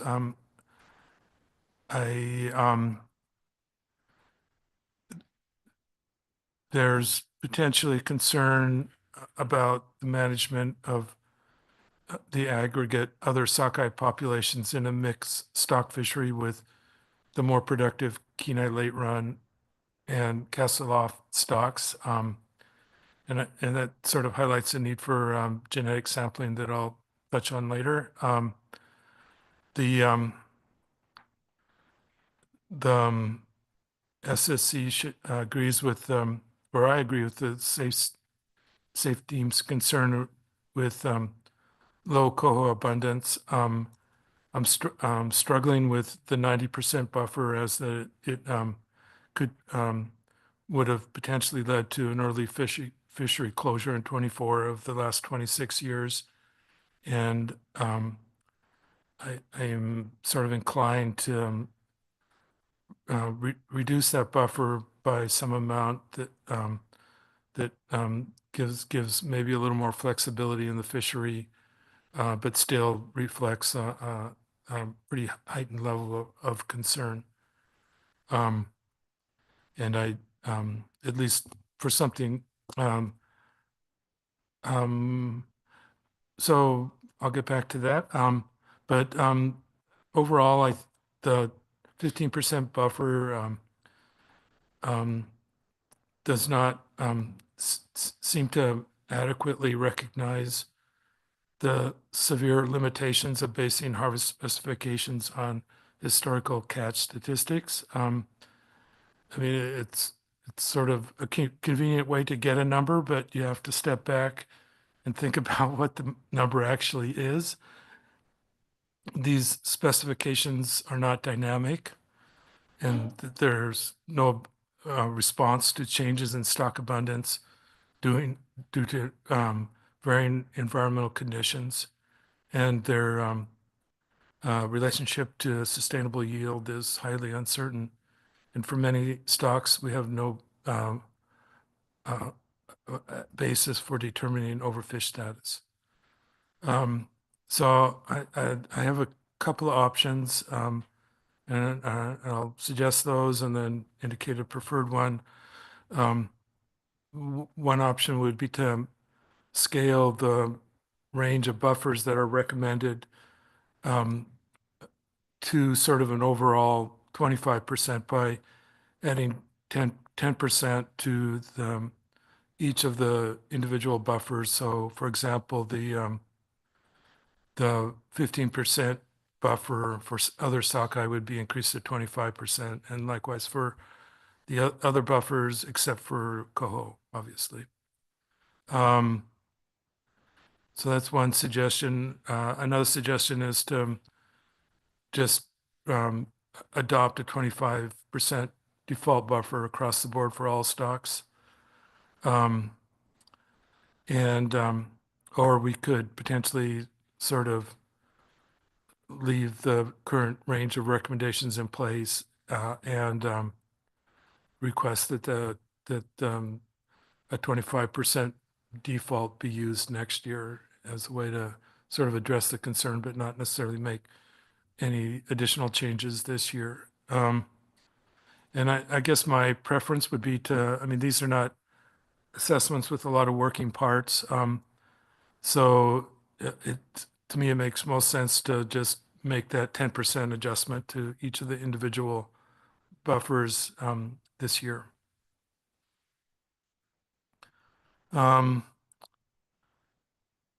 So for coho, I think I would, and this is obviously something that's going to be um, uh, deliberated a bit, but I would start off with a recommendation of a 75% buffer rather than a 90%.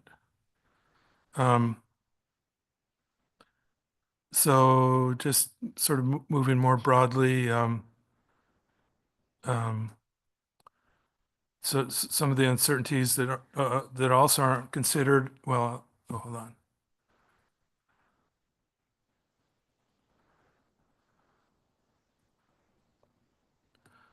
Okay, with respect to status determination, none of the stocks are subject to overfishing with the current statistics that are available. The stocks with respect to overfish status, there's other sockeye, Chinook, and coho, and none of those were considered overfished using the available information. There is a sort of disturbing trend in that the index data seems to be thinning out over time, and that that's definitely a concern. And the goal ultimately would be to have several indicator stocks for each of these larger groupings to sort of adequately monitor escapement. And it's just, right, we're quite a ways away from that right now, and there needs to be sort of, if we take over management, we should take over some of the federal management. There should be some recognition that there is a responsibility to contribute to the information that goes into the assessment.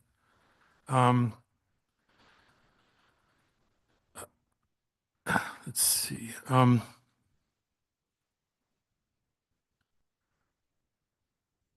So I think we should say that we appreciated the draft risk table for coho, and that it served to highlight the legitimate concerns regarding coho.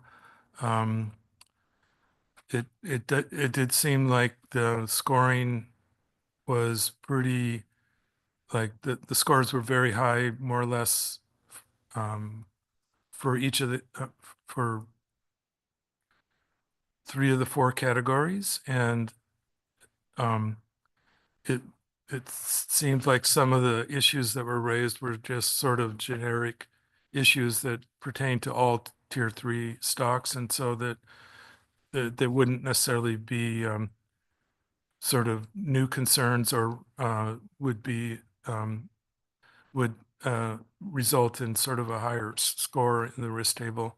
So I think there needs to be a little bit more work and sort of trying to identify issues that are specific to the stock and that are that lead to an increased concern relative to what information is and concerns are for a typical tier 3 stock. In terms of research needs, and this came up several times, there should be ongoing sampling for genetics in this fishery, and the important issues are identifying the contribution of different Chinook stocks through the Chinook that are captured in this fishery, and we need to be able to, if we're going to use Kenai Chinook as an indicator stock, we should have at least more information than we have now that it's actually caught in this fishery. The other sort of particular need for genetics would be for sockeye to continue being able to monitor the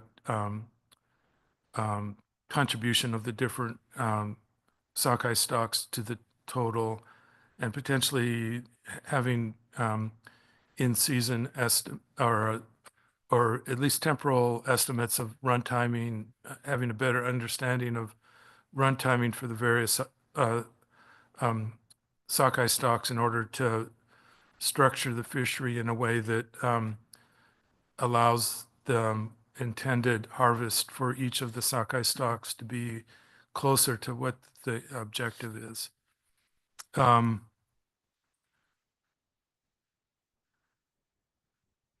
And let's see, did I leave anything out? I think that's it. Thanks. Thank you. So you covered all of them at once, and I think you highlighted all the individual stocks and what we might do in particular in terms of the buffer. With the I guess the status determinations, we probably have to identify the ones where we can make a final determination versus the others. So maybe that's something to think about. You're not the mic's not on. Yeah, other sockeye, Chinook, and coho have indices of varying degrees of usefulness. And there was a recommendation at one point that in the document that, you know, at some point the information is so poor that that you know you can't use it for status determination, and we're certainly sort of on. They made a determination for coho this year, but also flagged that the data was potentially not useful for that. I was still not 100% clear what the message was there. And so yeah, we report those three. I guess I do have one more note here, and which is there was a question to the SSC about how to deal with missing index information. And there's sort of a neutral way to treat that, is that you only count the sites where you have data towards the cumulative escapement target. So for example, if you missed a weir count in a particular year, you would just adjust your escapement goal for that year downwards to account for the fact that you don't have that data. So that would allow you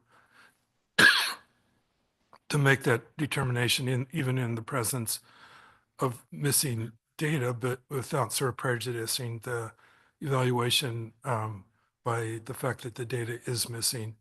But certainly a priority has to be to maintain those time series.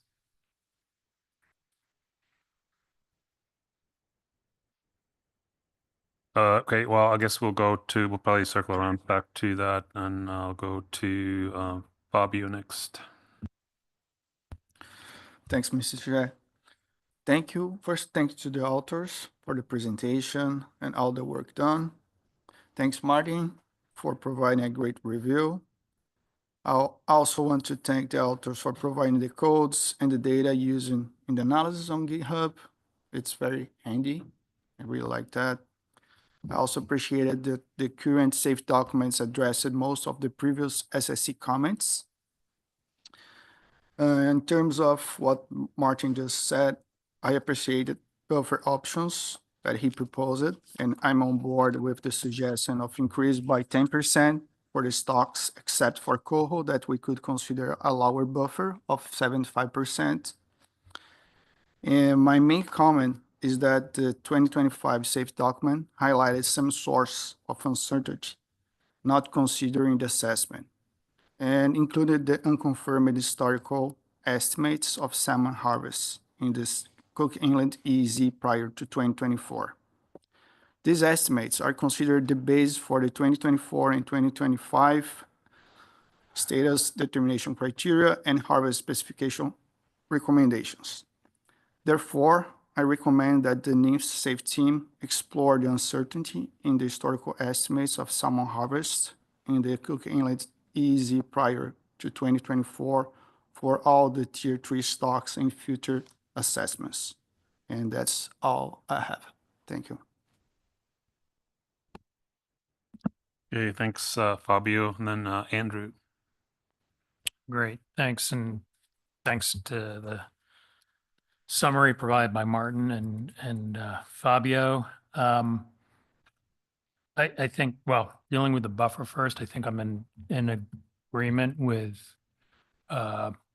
Martin's recommendation. I guess my one caveat is, you know, again, this is sort of, we're starting getting arbitrary about lowering the coho to 75%. I think I'm fine with that. I think that's still precautionary enough, but just, I felt that the SAFE team had a good rationale for offering 90% for the buffer.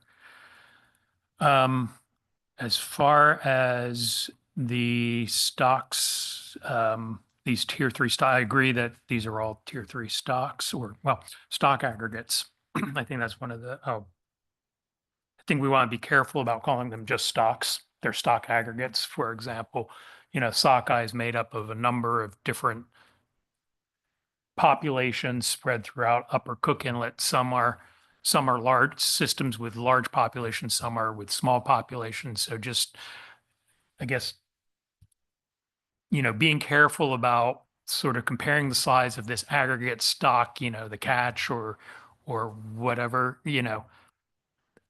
I think a couple of times it was mentioned in the SAFE report where they talk about total run size. Well, I think the point that they're not a Tier 2 stocks because we don't have an estimate of total run, yet that terminology was used in the SAFE reports. I just be cautious about that. But for those stocks where we do have indicator systems where we could determine whether they are overfished, that's the other sockeye aggregate, coho and Kenai late run Chinook. I think, yeah, this is a problem that we highlighted earlier on was, yeah, that assessments aren't necessarily successful every single year. I think we got two different issues going on. Well, with Chinook, it's a single indicator stock. There's continued complete assessment every year, so that one's not an issue as far as determining whether overfished status. With other sockeye, we have 4 indicator stocks. We're running into a situation where 2 of them the weirs haven't been run in the last couple of years, and so that makes it challenging. And I think as the SAFE team suggested and Martin suggested, is that you can adjust, you know, based your MSST and for those stocks that were assessed. I guess the problem becomes is that we have to define what the MSST is before, but we don't know whether those systems are going to be successful, going to be run, you know, whether we're going to have a statement for all the stocks in the following year. And so do we have to then readjust what MSST for that given year post hoc? Coho is another issue. Again, the challenge is you have a weir that's been run for these 2 indicator stocks. The weirs have been run each year, but there's challenges with counting coho because of their timing and environmental issues, the weirs flooding. And so there will be a count every single year. It's just sometimes it will be a minimum count. And in the tables, you have some years where the value is NA and others where you might have an incomplete. And I guess there is some, when I look at what was presented in the SAFE, there was 1 year, for example, where they provided a number, I think it was 2022 in Deshka. But when I look at the McKinley et al., the last escapement goal review, they have an NA for that value. And it's just, they don't feel that was a minimum escapement, but they don't feel that was sufficient enough to be able to determine whether the escapement goal was met or used in an escapement goal analysis. So I think we just need to get some sort of clarity and consistency on where we're going there. And then when you have an incomplete escapement estimate, sometimes you can have an incomplete escapement estimate, but it still is above the lower bound of the escapement goal.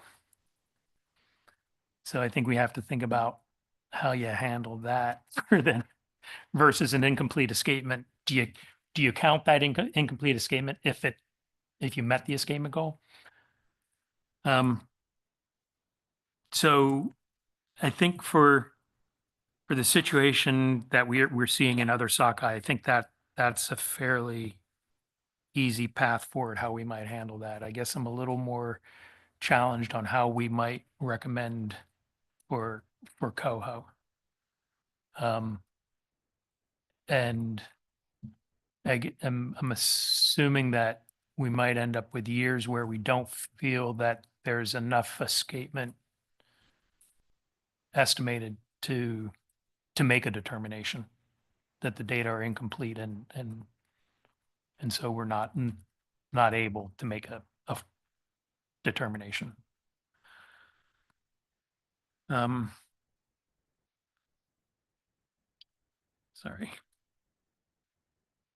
Talked too long on that.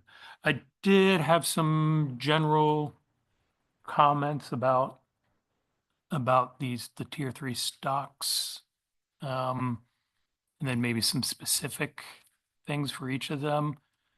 I appreciate the write-up that in the SAFE document. I did notice, though, that in the maps that are provided for these aggregate complexes, that there are systems outside of Upper Cook Inlet that are included on the maps. And just for clarity and consistency, being able to, being clear, it doesn't match what you see in the map doesn't match what is in the caption about the federal definition that includes systems in Upper Cook Inlet.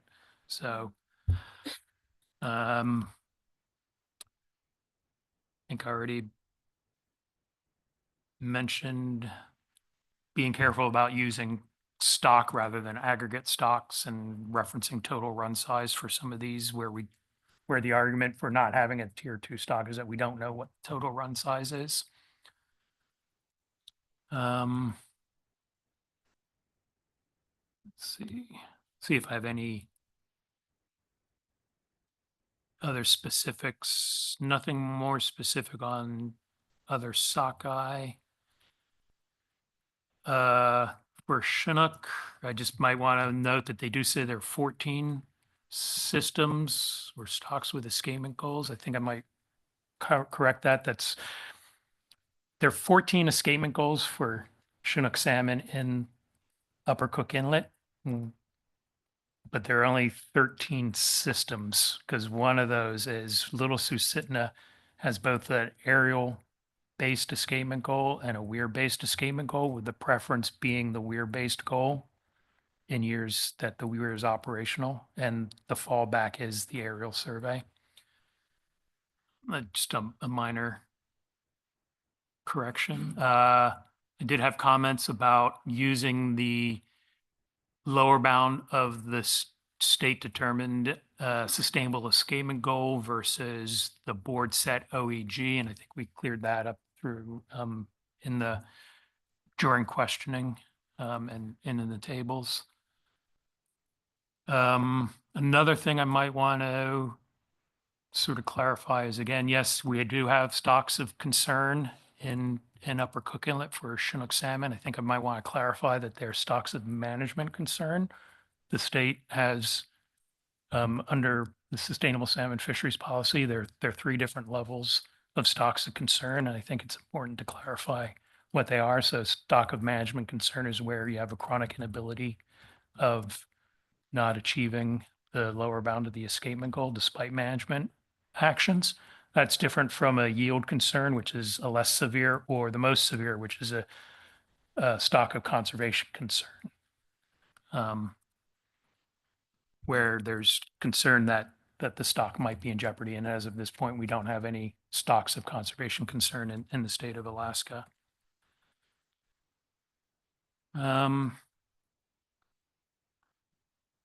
Again, with Chinook, I think I'll reiterate what Martin had said about the need for sampling, especially for Chinook salmon.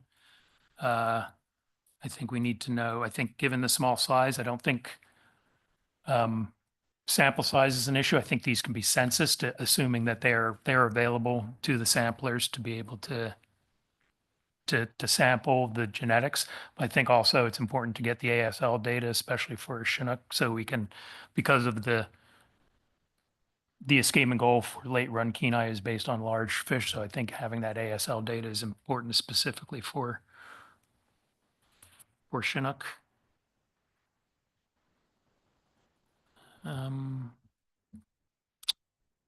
Okay, for coho, just try to see.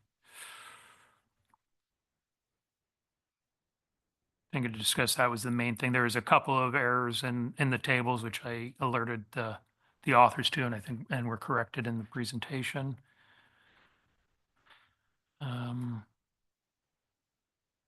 Similarly for chum salmon, I did communicated a correction which was made, and nothing more for pink salmon. So I think that's all I have. Thanks. All right. Thank you. Other comments on these other stocks? I think we may have to revisit a couple things at least. If you have comments on that, that's the buffer recommendation here, and it sounds like the three leads were in agreement on again suggesting a 25% default buffer with some rationale that Martin outlined, but then he gave like three options, and I think you guys were all supporting an option that would in light of the adjustment from 15 to 25% for the default, to increase all the other buffers by 10%, except for coho. And I'm not clear if you agreed on that necessarily, but so we're looking at that as an option that's on the table. The other options that Martin noted were adopting 25% across the board, which I'm not sure if we have good rationale for that, because there's some rationale for different buffers. And then the third one was leaving the current range, the current buffers in place, and just request a 25% default buffer for next year. So if people have thoughts on that, and then what's the other? I think that's the main thing. So if you have thoughts on that or any other additions to the other stocks, now is the time.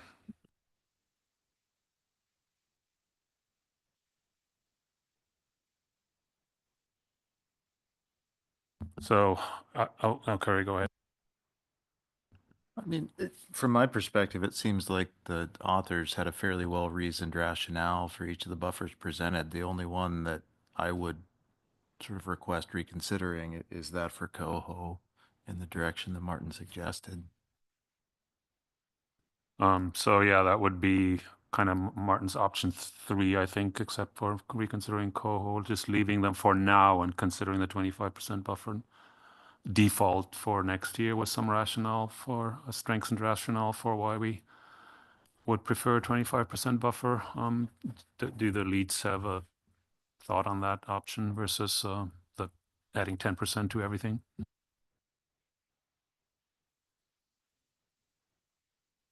Um, yeah, the reason why I put out options is it was not, totally all in on any one as being preferable. And so I think for me, it's a fairly easy, the concern, I think, trying to do it on the fly is it just creates an opportunity to um, 3 or 4 more opportunities for errors to creep in, which is not ideal. And but I do think we can handle that. It's just a multiplier. So it seemed I was preferred the first option. And again, it's not trying to make new territory. It's trying to think about the uncertainties that are associated with a historical catch, um, um, calculation, and recognizing that those same uncertainties are there for salmon as they are for groundfish, and just trying to be sort of consistent in our policies across the board. I suppose we didn't hear a rationale for why 15% was better than 25. And so, but I guess I suppose that if there was a rationale, then we would want to consider it. And so that might be a benefit for sort of delaying action, and that would give the team an opportunity to either accept the 25% or provide a rationale. I'm kind of, like I said, I'm very open to either option. But the slight preference would be for just making the changes now. So just let me ask you or others maybe. So, I can see the rationale that you outlined for a higher default buffer. But if we adjust all the buffers that were put forward accordingly, that sort of implies that they didn't take that into account at this point. They may just have distributed the risk differently than what you're saying, and maybe we could, seek clarification to whether that, the points that you made about using these simple time series of escapement, whether that was considered in the buffer setting. We could ask, I guess. Do you have any comments on that, Rich? Or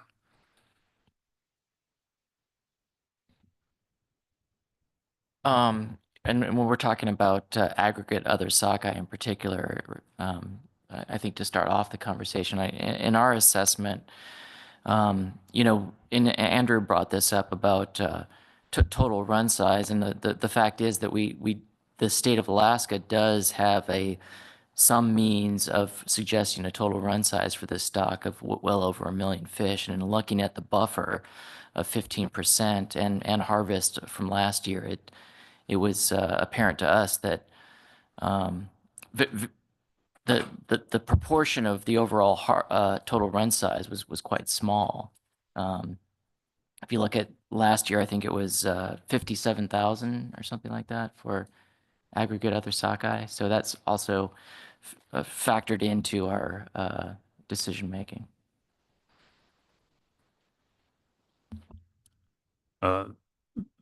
Thanks.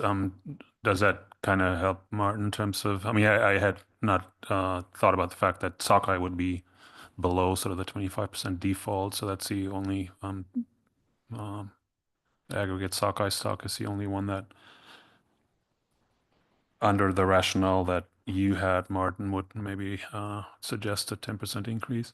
And I think our to the chair and members of the committee, I think our rationale was a 15% would be a default for stocks that are generally speaking, achieving their spawning escapement targets. Not necessarily for all stocks across the board. Yeah, thanks for that. Unless there's other questions for Rich, thanks for that. Thank you.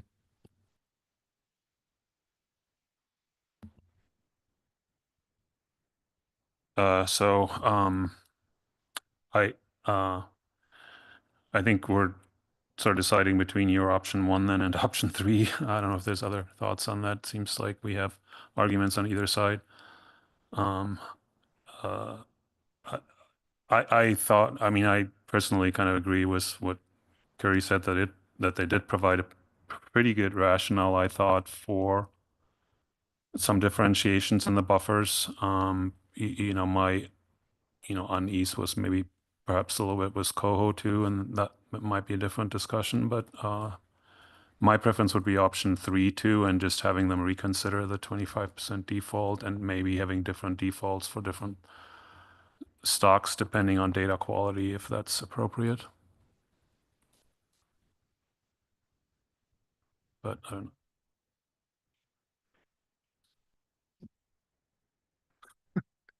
Go ahead, Martin. Yeah, we're probably lacking a bit of clarity here in that I didn't number my options the way that I had them in my notes. So your option 3 is to leave everything as is except for Coho and try to address it next year with just trying to build a stronger case for why setting a 25% default for this group and then letting the team work on it next year in terms of developing rationales for why they would depart from that.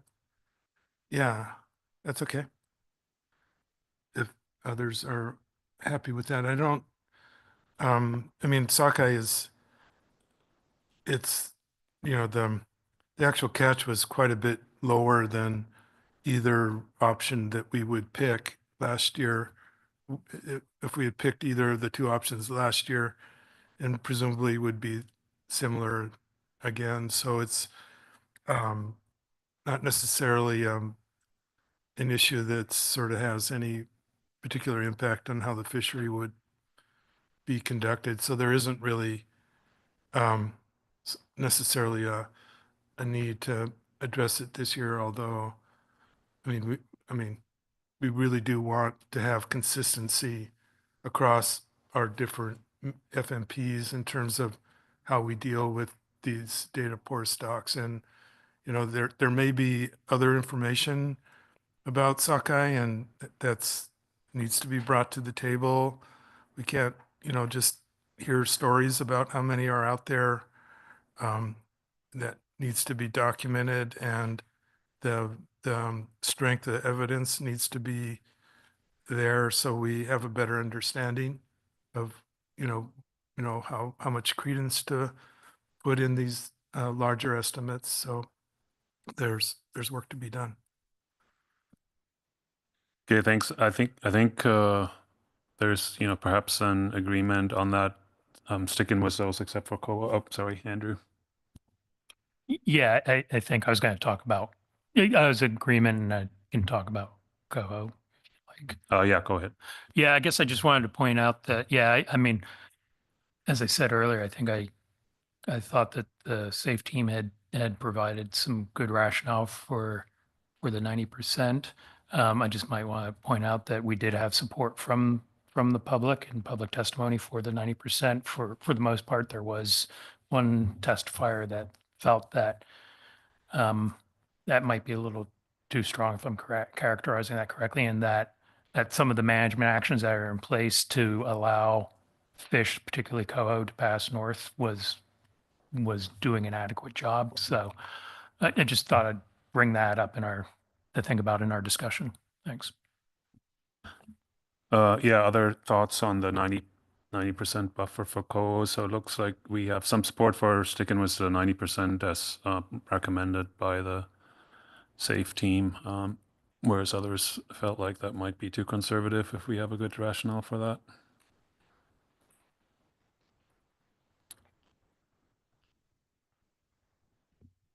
Again, we're sort of dealing with some pretty intangible things here, but some of it is just maybe sort of easing our way into management of these resources and not sort of making I mean, this is an extreme move. This is the largest buffer that's allowed, and And we're sort of really potentially constraining this fisheries operations in order to meet that goal.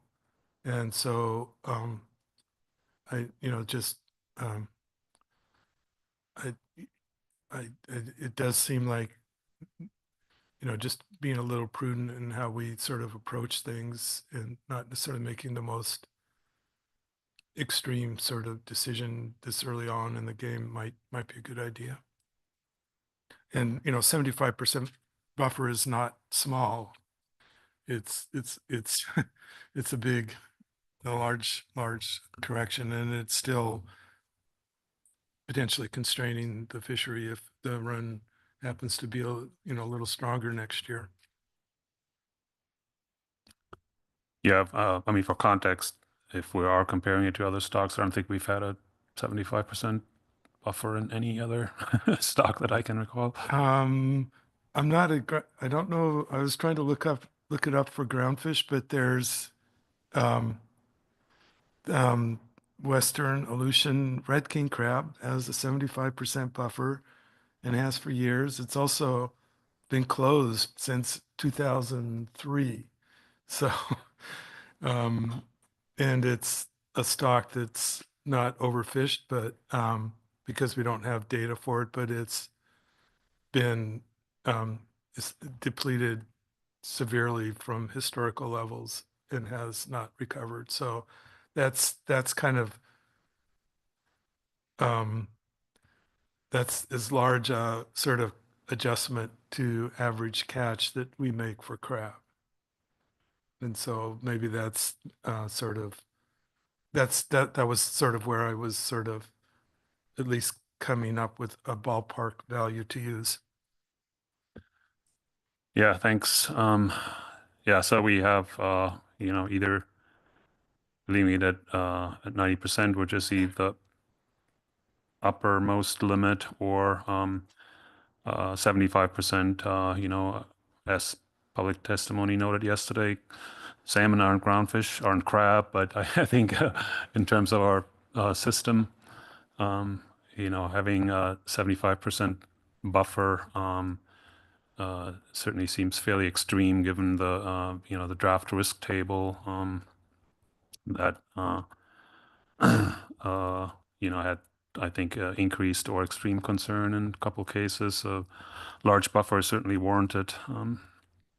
So again, looking for support for one or the other option here because we have some disagreement at the moment. Andrew? I get the sense that I might be the the one holdout. And I guess I don't want to.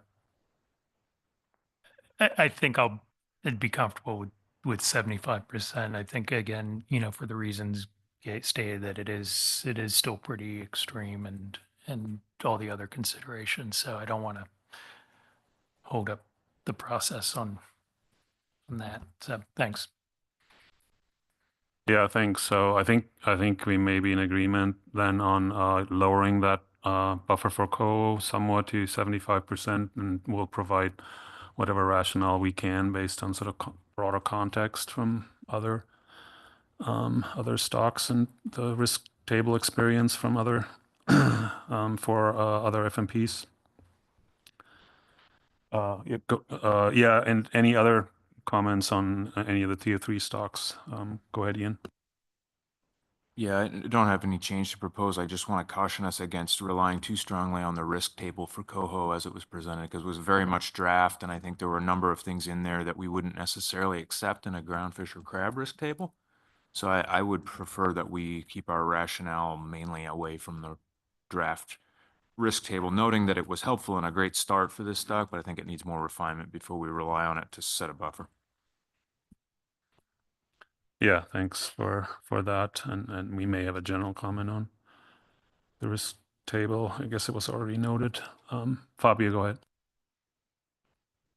Yes, Franz. So I think in terms of the other buffers for the other aggregated stocks, not coho, and the reason that why I like I'm on board with Martin's suggestion was not only because of the historical data, but here in the document, we have other additional sources of uncertainty in terms of spatial distribution and the harvest and harvest rates for individual stocks, and given this new management structure. So I think that we should consider like that there's more uncertainty. That's why I'm seeing that increasing, not that bad. I would consider that. I just want to point that out. That's why, not only because of the historical, but we have more uncertainty. And as we know, that's the area, the spatial distribution for the EZ. We don't have prior information about that. So that's why we should consider, I think. Thank you.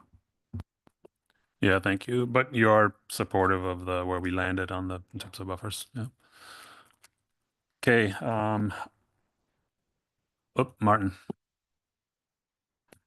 I realized that I had had an option 3A kind of, which was, no, it's really simple. Basically, let's make sure we sort of highlight that these buffers are kind of a policy choice, and see if the council would like to, can express whether, whether its preference would be at 15 or 25% buffer. Just if that's not if that's totally out of bounds, I'm willing to hear that. But it would help alleviate some of my uncomfort about having to sort of work in this sort of really in between sort of science and policy, what we're doing now. No. No. Well, no, I think we're on pretty firm ground as far as the council goes, in using any biological, ecological considerations or stock dynamics considerations, and any indications about concerns in the stock from that perspective. But any other other considerations we should not include in setting the buffers. We have developed the risk table approach for groundfish to capture, population dynamics concerns, ecosystem concerns, or indications from the fishery that something is wrong with the stock, fishery CPE and that sort of thing, to help us. And that's new to the salmon world for, those listening, I guess. So as the SSC, we determine the kind of allowable biological catch based on biological ecological considerations, and the council takes it from there. Okay, thanks. So that tells me that we should, the thing we have to work with then is what we do for groundfish in terms of the 25% buffer, and we'll make it at least a stronger request to the SAFE for next year, the safe team for next year, to try to bring the recommendations in alignment with a 25% buffer. That seems reasonable. Okay, thanks. Are there other topics on the other stocks, I guess, before we go to sort of few general points? Not seeing any, so, or did you have something on other stocks? Stocks. Yes, I just want to make sure that we mention status determination criteria for pink and chum, which were not mentioned in your list when we talked about status determination criteria. So yeah, go ahead, Martin. I just want to make sure we state that. Yeah, there's no index stocks for either of those two. And so we don't, remember, for groundfish, we don't do status determination either, because for tier 6, because we don't same situation. We just don't have no way of making that determination, so we don't do it. So I'll try to get that. Yeah. Thanks. Okay, yeah, thanks for that, for the record. So we have that. So I think we're done with the other stocks, and then there were a few, kind of general issues that had come up that we might want to comment on or not, as is your pleasure. We got, some short presentation on the genetic mix stock analysis. I guess that we already captured that as a recommendation, so maybe to support that for informing, particularly Chinook and the aggregate sockeye specs. And then, we saw had some information on the length measurements, alternative fishery methods. We had a short presentation on the Bayesian model. We discussed that. I think we made some recommendations on that already, so I think we captured that. Generally supportive. Then we got an overview of the potential development of a tribal fishery.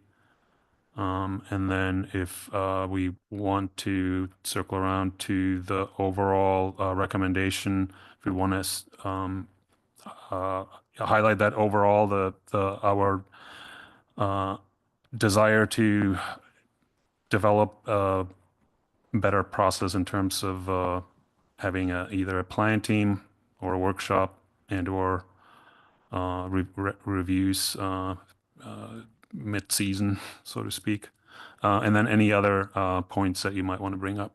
So I'll go to Mike first, and then Curry. Yeah, thank you. As I brought up during the presentation, I would like us to reiterate a prior SSC comment, and that was, as the Cook Inlet EEZ management process matures and consistent with National Standard 2, the SSC looks forward to seeing a summary of scientific information concerning, and here I'm quoting, the most recent social and economic condition of the relevant recreational and commercial fishing interests, fishing communities, and the fish processing industries incorporated into the SAFE. That's language directly from National Standard 2. The SSC recognizes the capacity challenges that are facing the analysts in the absence of a plan team. We know you have lots of priorities. That's recognized.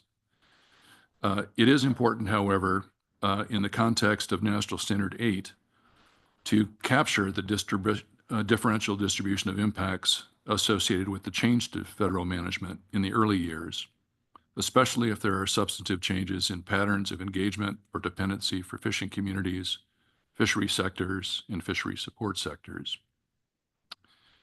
It's difficult in general to capture information on correlation or causation of changes seen in retrospect, and especially so with respect to those who end up exiting the fishery. So I guess what I'm trying to say is some of those data have a short shelf life, and time is important. Further, it's important to capture changes in fishery participation across use types, including commercial, sport, personal use, and subsistence fisheries, as well as the potential for new and returning entrants, including those represented in evolving tribal fishery initiatives. And that's the end of my input. Thanks, Mike. Curry.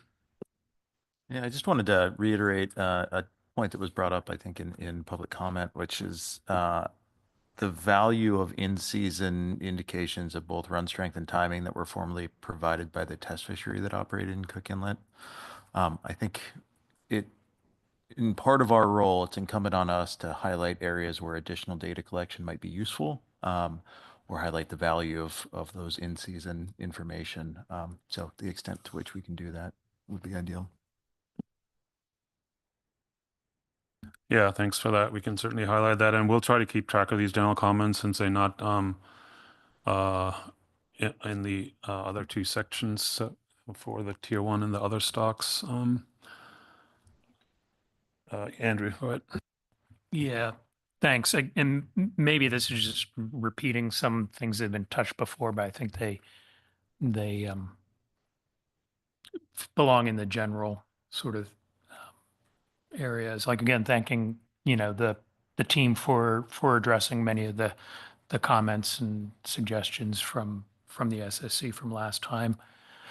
Again, I think our minutes should reiterate the challenge of providing basis for status determination and harvest specifications for the salmon fishery that requires adapting escapement-based management used by the state in order to comply with the Magnuson-Stevens Act framework.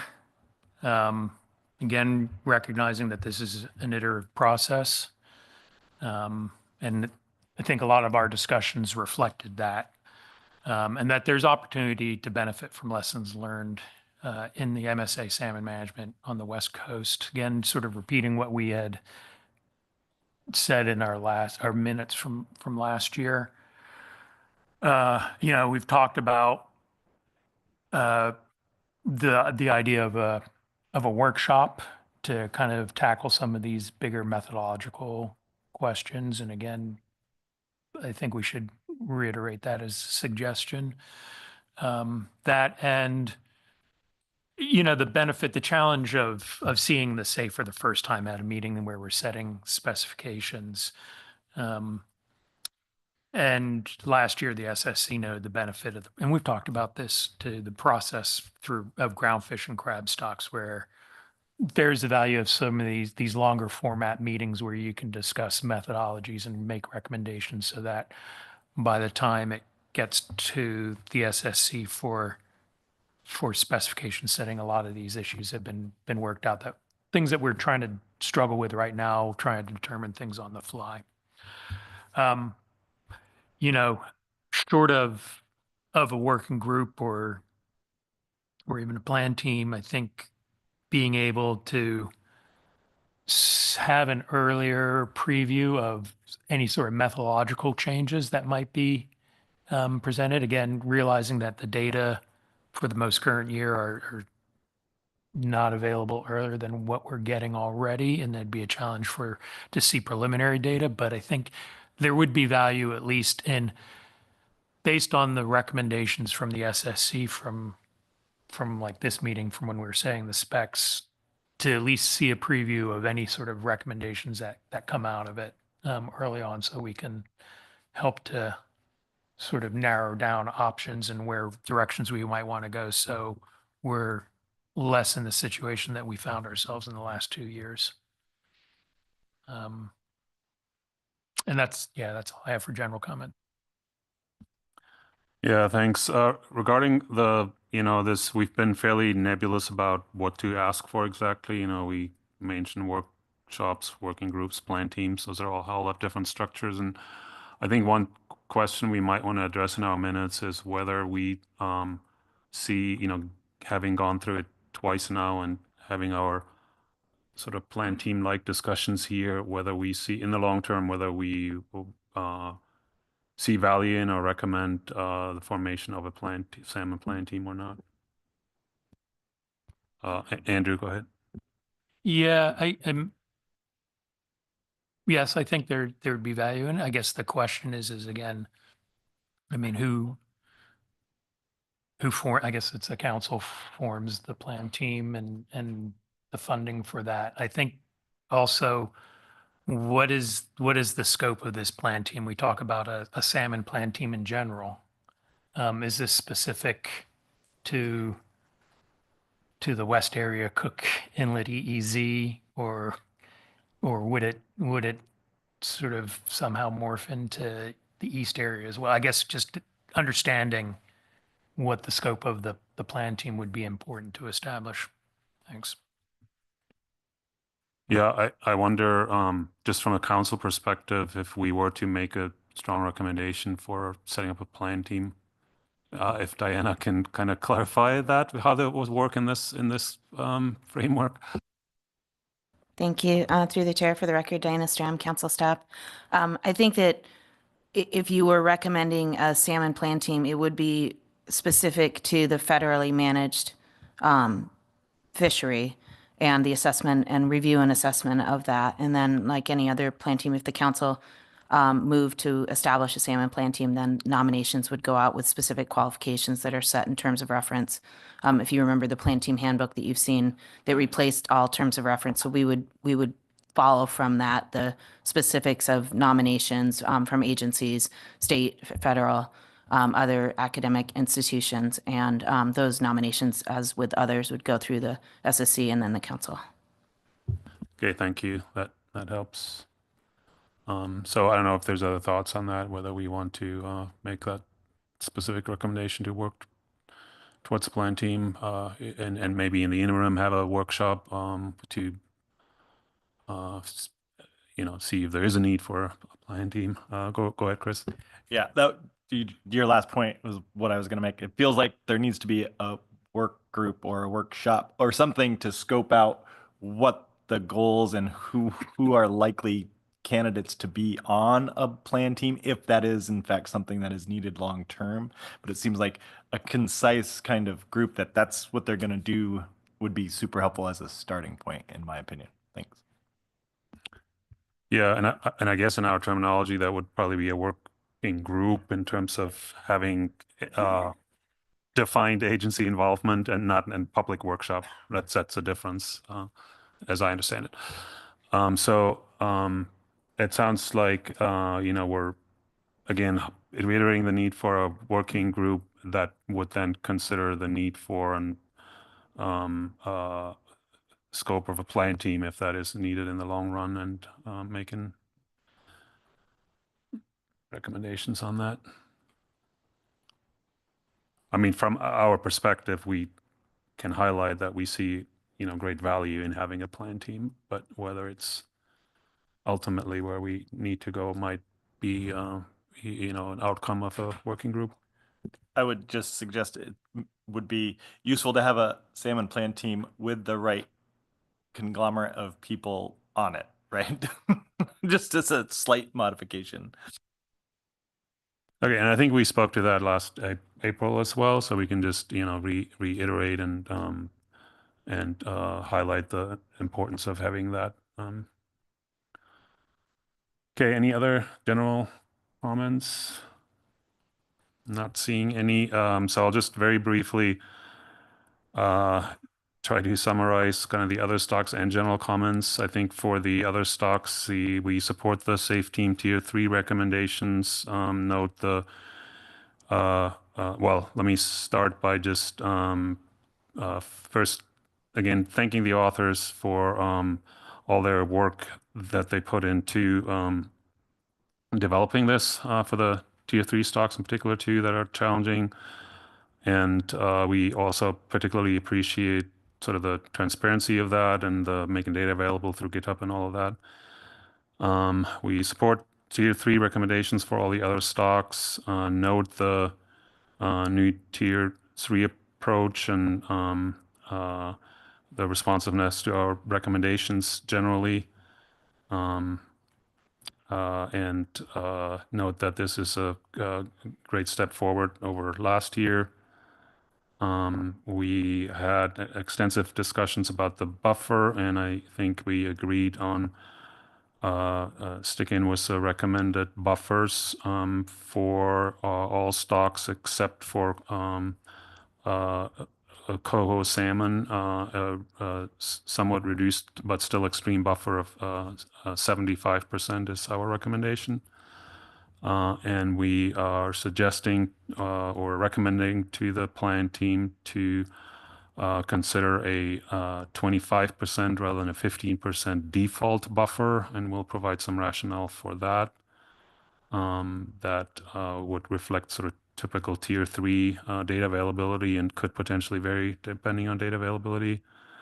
In terms of status determinations, I think I'll handle it overall, but we have to make sure we get that right in the minutes for each stock. But at present, none of the stocks are subject to overfishing. For other sockeye, Chinook and coho are not overfished. and the final determinations for that will be made when the data are available, and we will highlight some of the concerns about indicator information becoming less available, not being available, and the challenges for making overfishing determinations to perhaps reconsider which stocks actually allow those kinds of determination at all. And I think I'll leave it at that. We got to make sure we get that in the minutes. For, again, as we just noted for pink and chum, there is no index stock, so we can't make those status determinations at all. We had some other recommendations for the tier 3 stocks, and some of them also more generally highlighting the need for the genetic sampling, in particular for the Chinook and aggregate other sockeye salmon, to monitor the contribution of sockeye to the total, and better understanding run timing and so forth. We are asking for exploring the possibility of providing estimates of uncertainty for the historical estimates of harvests in the document. We appreciate the maps in the document, but note that that may sometimes include stocks that are outside of the management area. Encourage the authors to be very clear about the distinction between stocks and aggregate stocks in the language. We had some additional stock-specific recommendations or notes in terms of the escapement goals versus systems monitored for Chinook, and clarifying the language around stocks of concern to distinguish between stocks of management concern and yield concern, or conservation concern, although it doesn't sound like any in that category right now. Then we'll have a comment also reiterating a previous comment on looking forward to incorporating socioeconomic information in the SAFE under national standard guidance, recognizing that we're still early in the process here for this SAFE and that there's some capacity limitations. We will also highlight the value of the information formally captured through the test fishery for informing a lot of things that we want to know about where and when those stocks move through the area. We'll note, Summer, I think we may have captured that under the tier 1 stocks too. Again, noting this is an iterative process and that there is an opportunity also for lessons learned from West Coast fisheries. And then we discussed the need for having more regular review besides at the SSC here once a year. And I think the SSC sees great value in having a salmon plan team in the long run, but suggests that in the interim, a working group might be formed to help the analysts deal with some of the issues and concerns that we brought up here, and assess the need for a plan team and what the composition of that plan team would be. A plan team specific to the federally managed fisheries.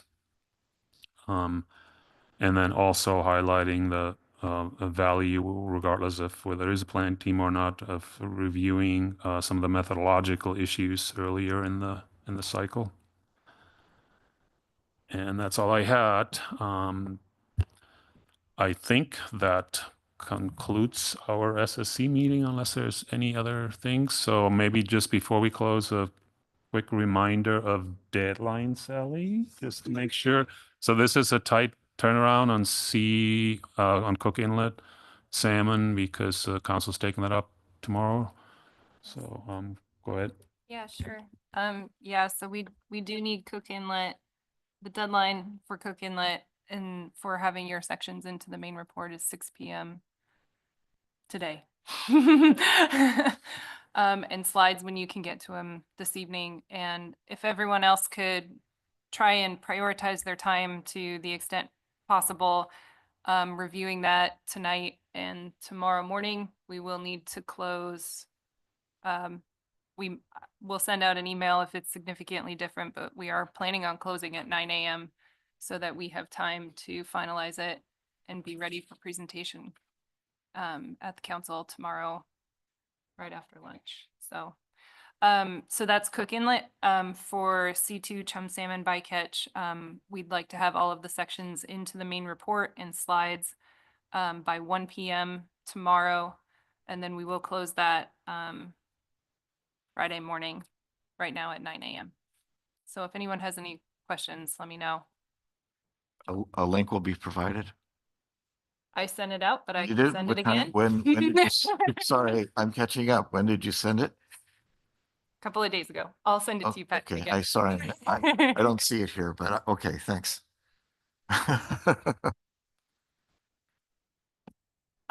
Yeah, we can also really encourage the use of the sections draft folder that is in the meeting folder. If we get tight on timelines and not all of the co-leads have reviewed, I have pulled early drafts from those just so we have something for the full SSC to review. So we would encourage you to use that if possible. Thank you, Yeah, Ian. I would reiterate that that was actually quite helpful, I think, just having that. So instead of setting up your own Google Doc and also for your own needs, it might be easier to just get used to always going to the shared folder and using that draft minutes folder so that everybody can access. I know there have been some issues, I think, with maybe I don't know, with state or federal people sometimes accessing some of these, but I think we've worked that out Okay. mostly. But if there are issues, I'm looking at you, Fabio. Let me know. okay, sounds like we're good on that. So I think so at least you have the whole afternoon to work on it. We can take an early lunch or wait till lunch to eat lunch. Is there lunch provided again today, I think? Diana here. I assume so. Okay. Mark? Do we have this room all afternoon? Yeah, because we we weren't sure when we were going to get done, so this should be Yeah. available. We can work on minutes here together. It'll be like the old times when we regularly got done at noon on Wednesday. Yeah. Well, I may have to remind you, we only had 2 items to deal with. It took us 2.5 days. But anyway, appreciate everybody's time. Thanks for getting your minutes in and all of that. And that concludes our February SSC meeting.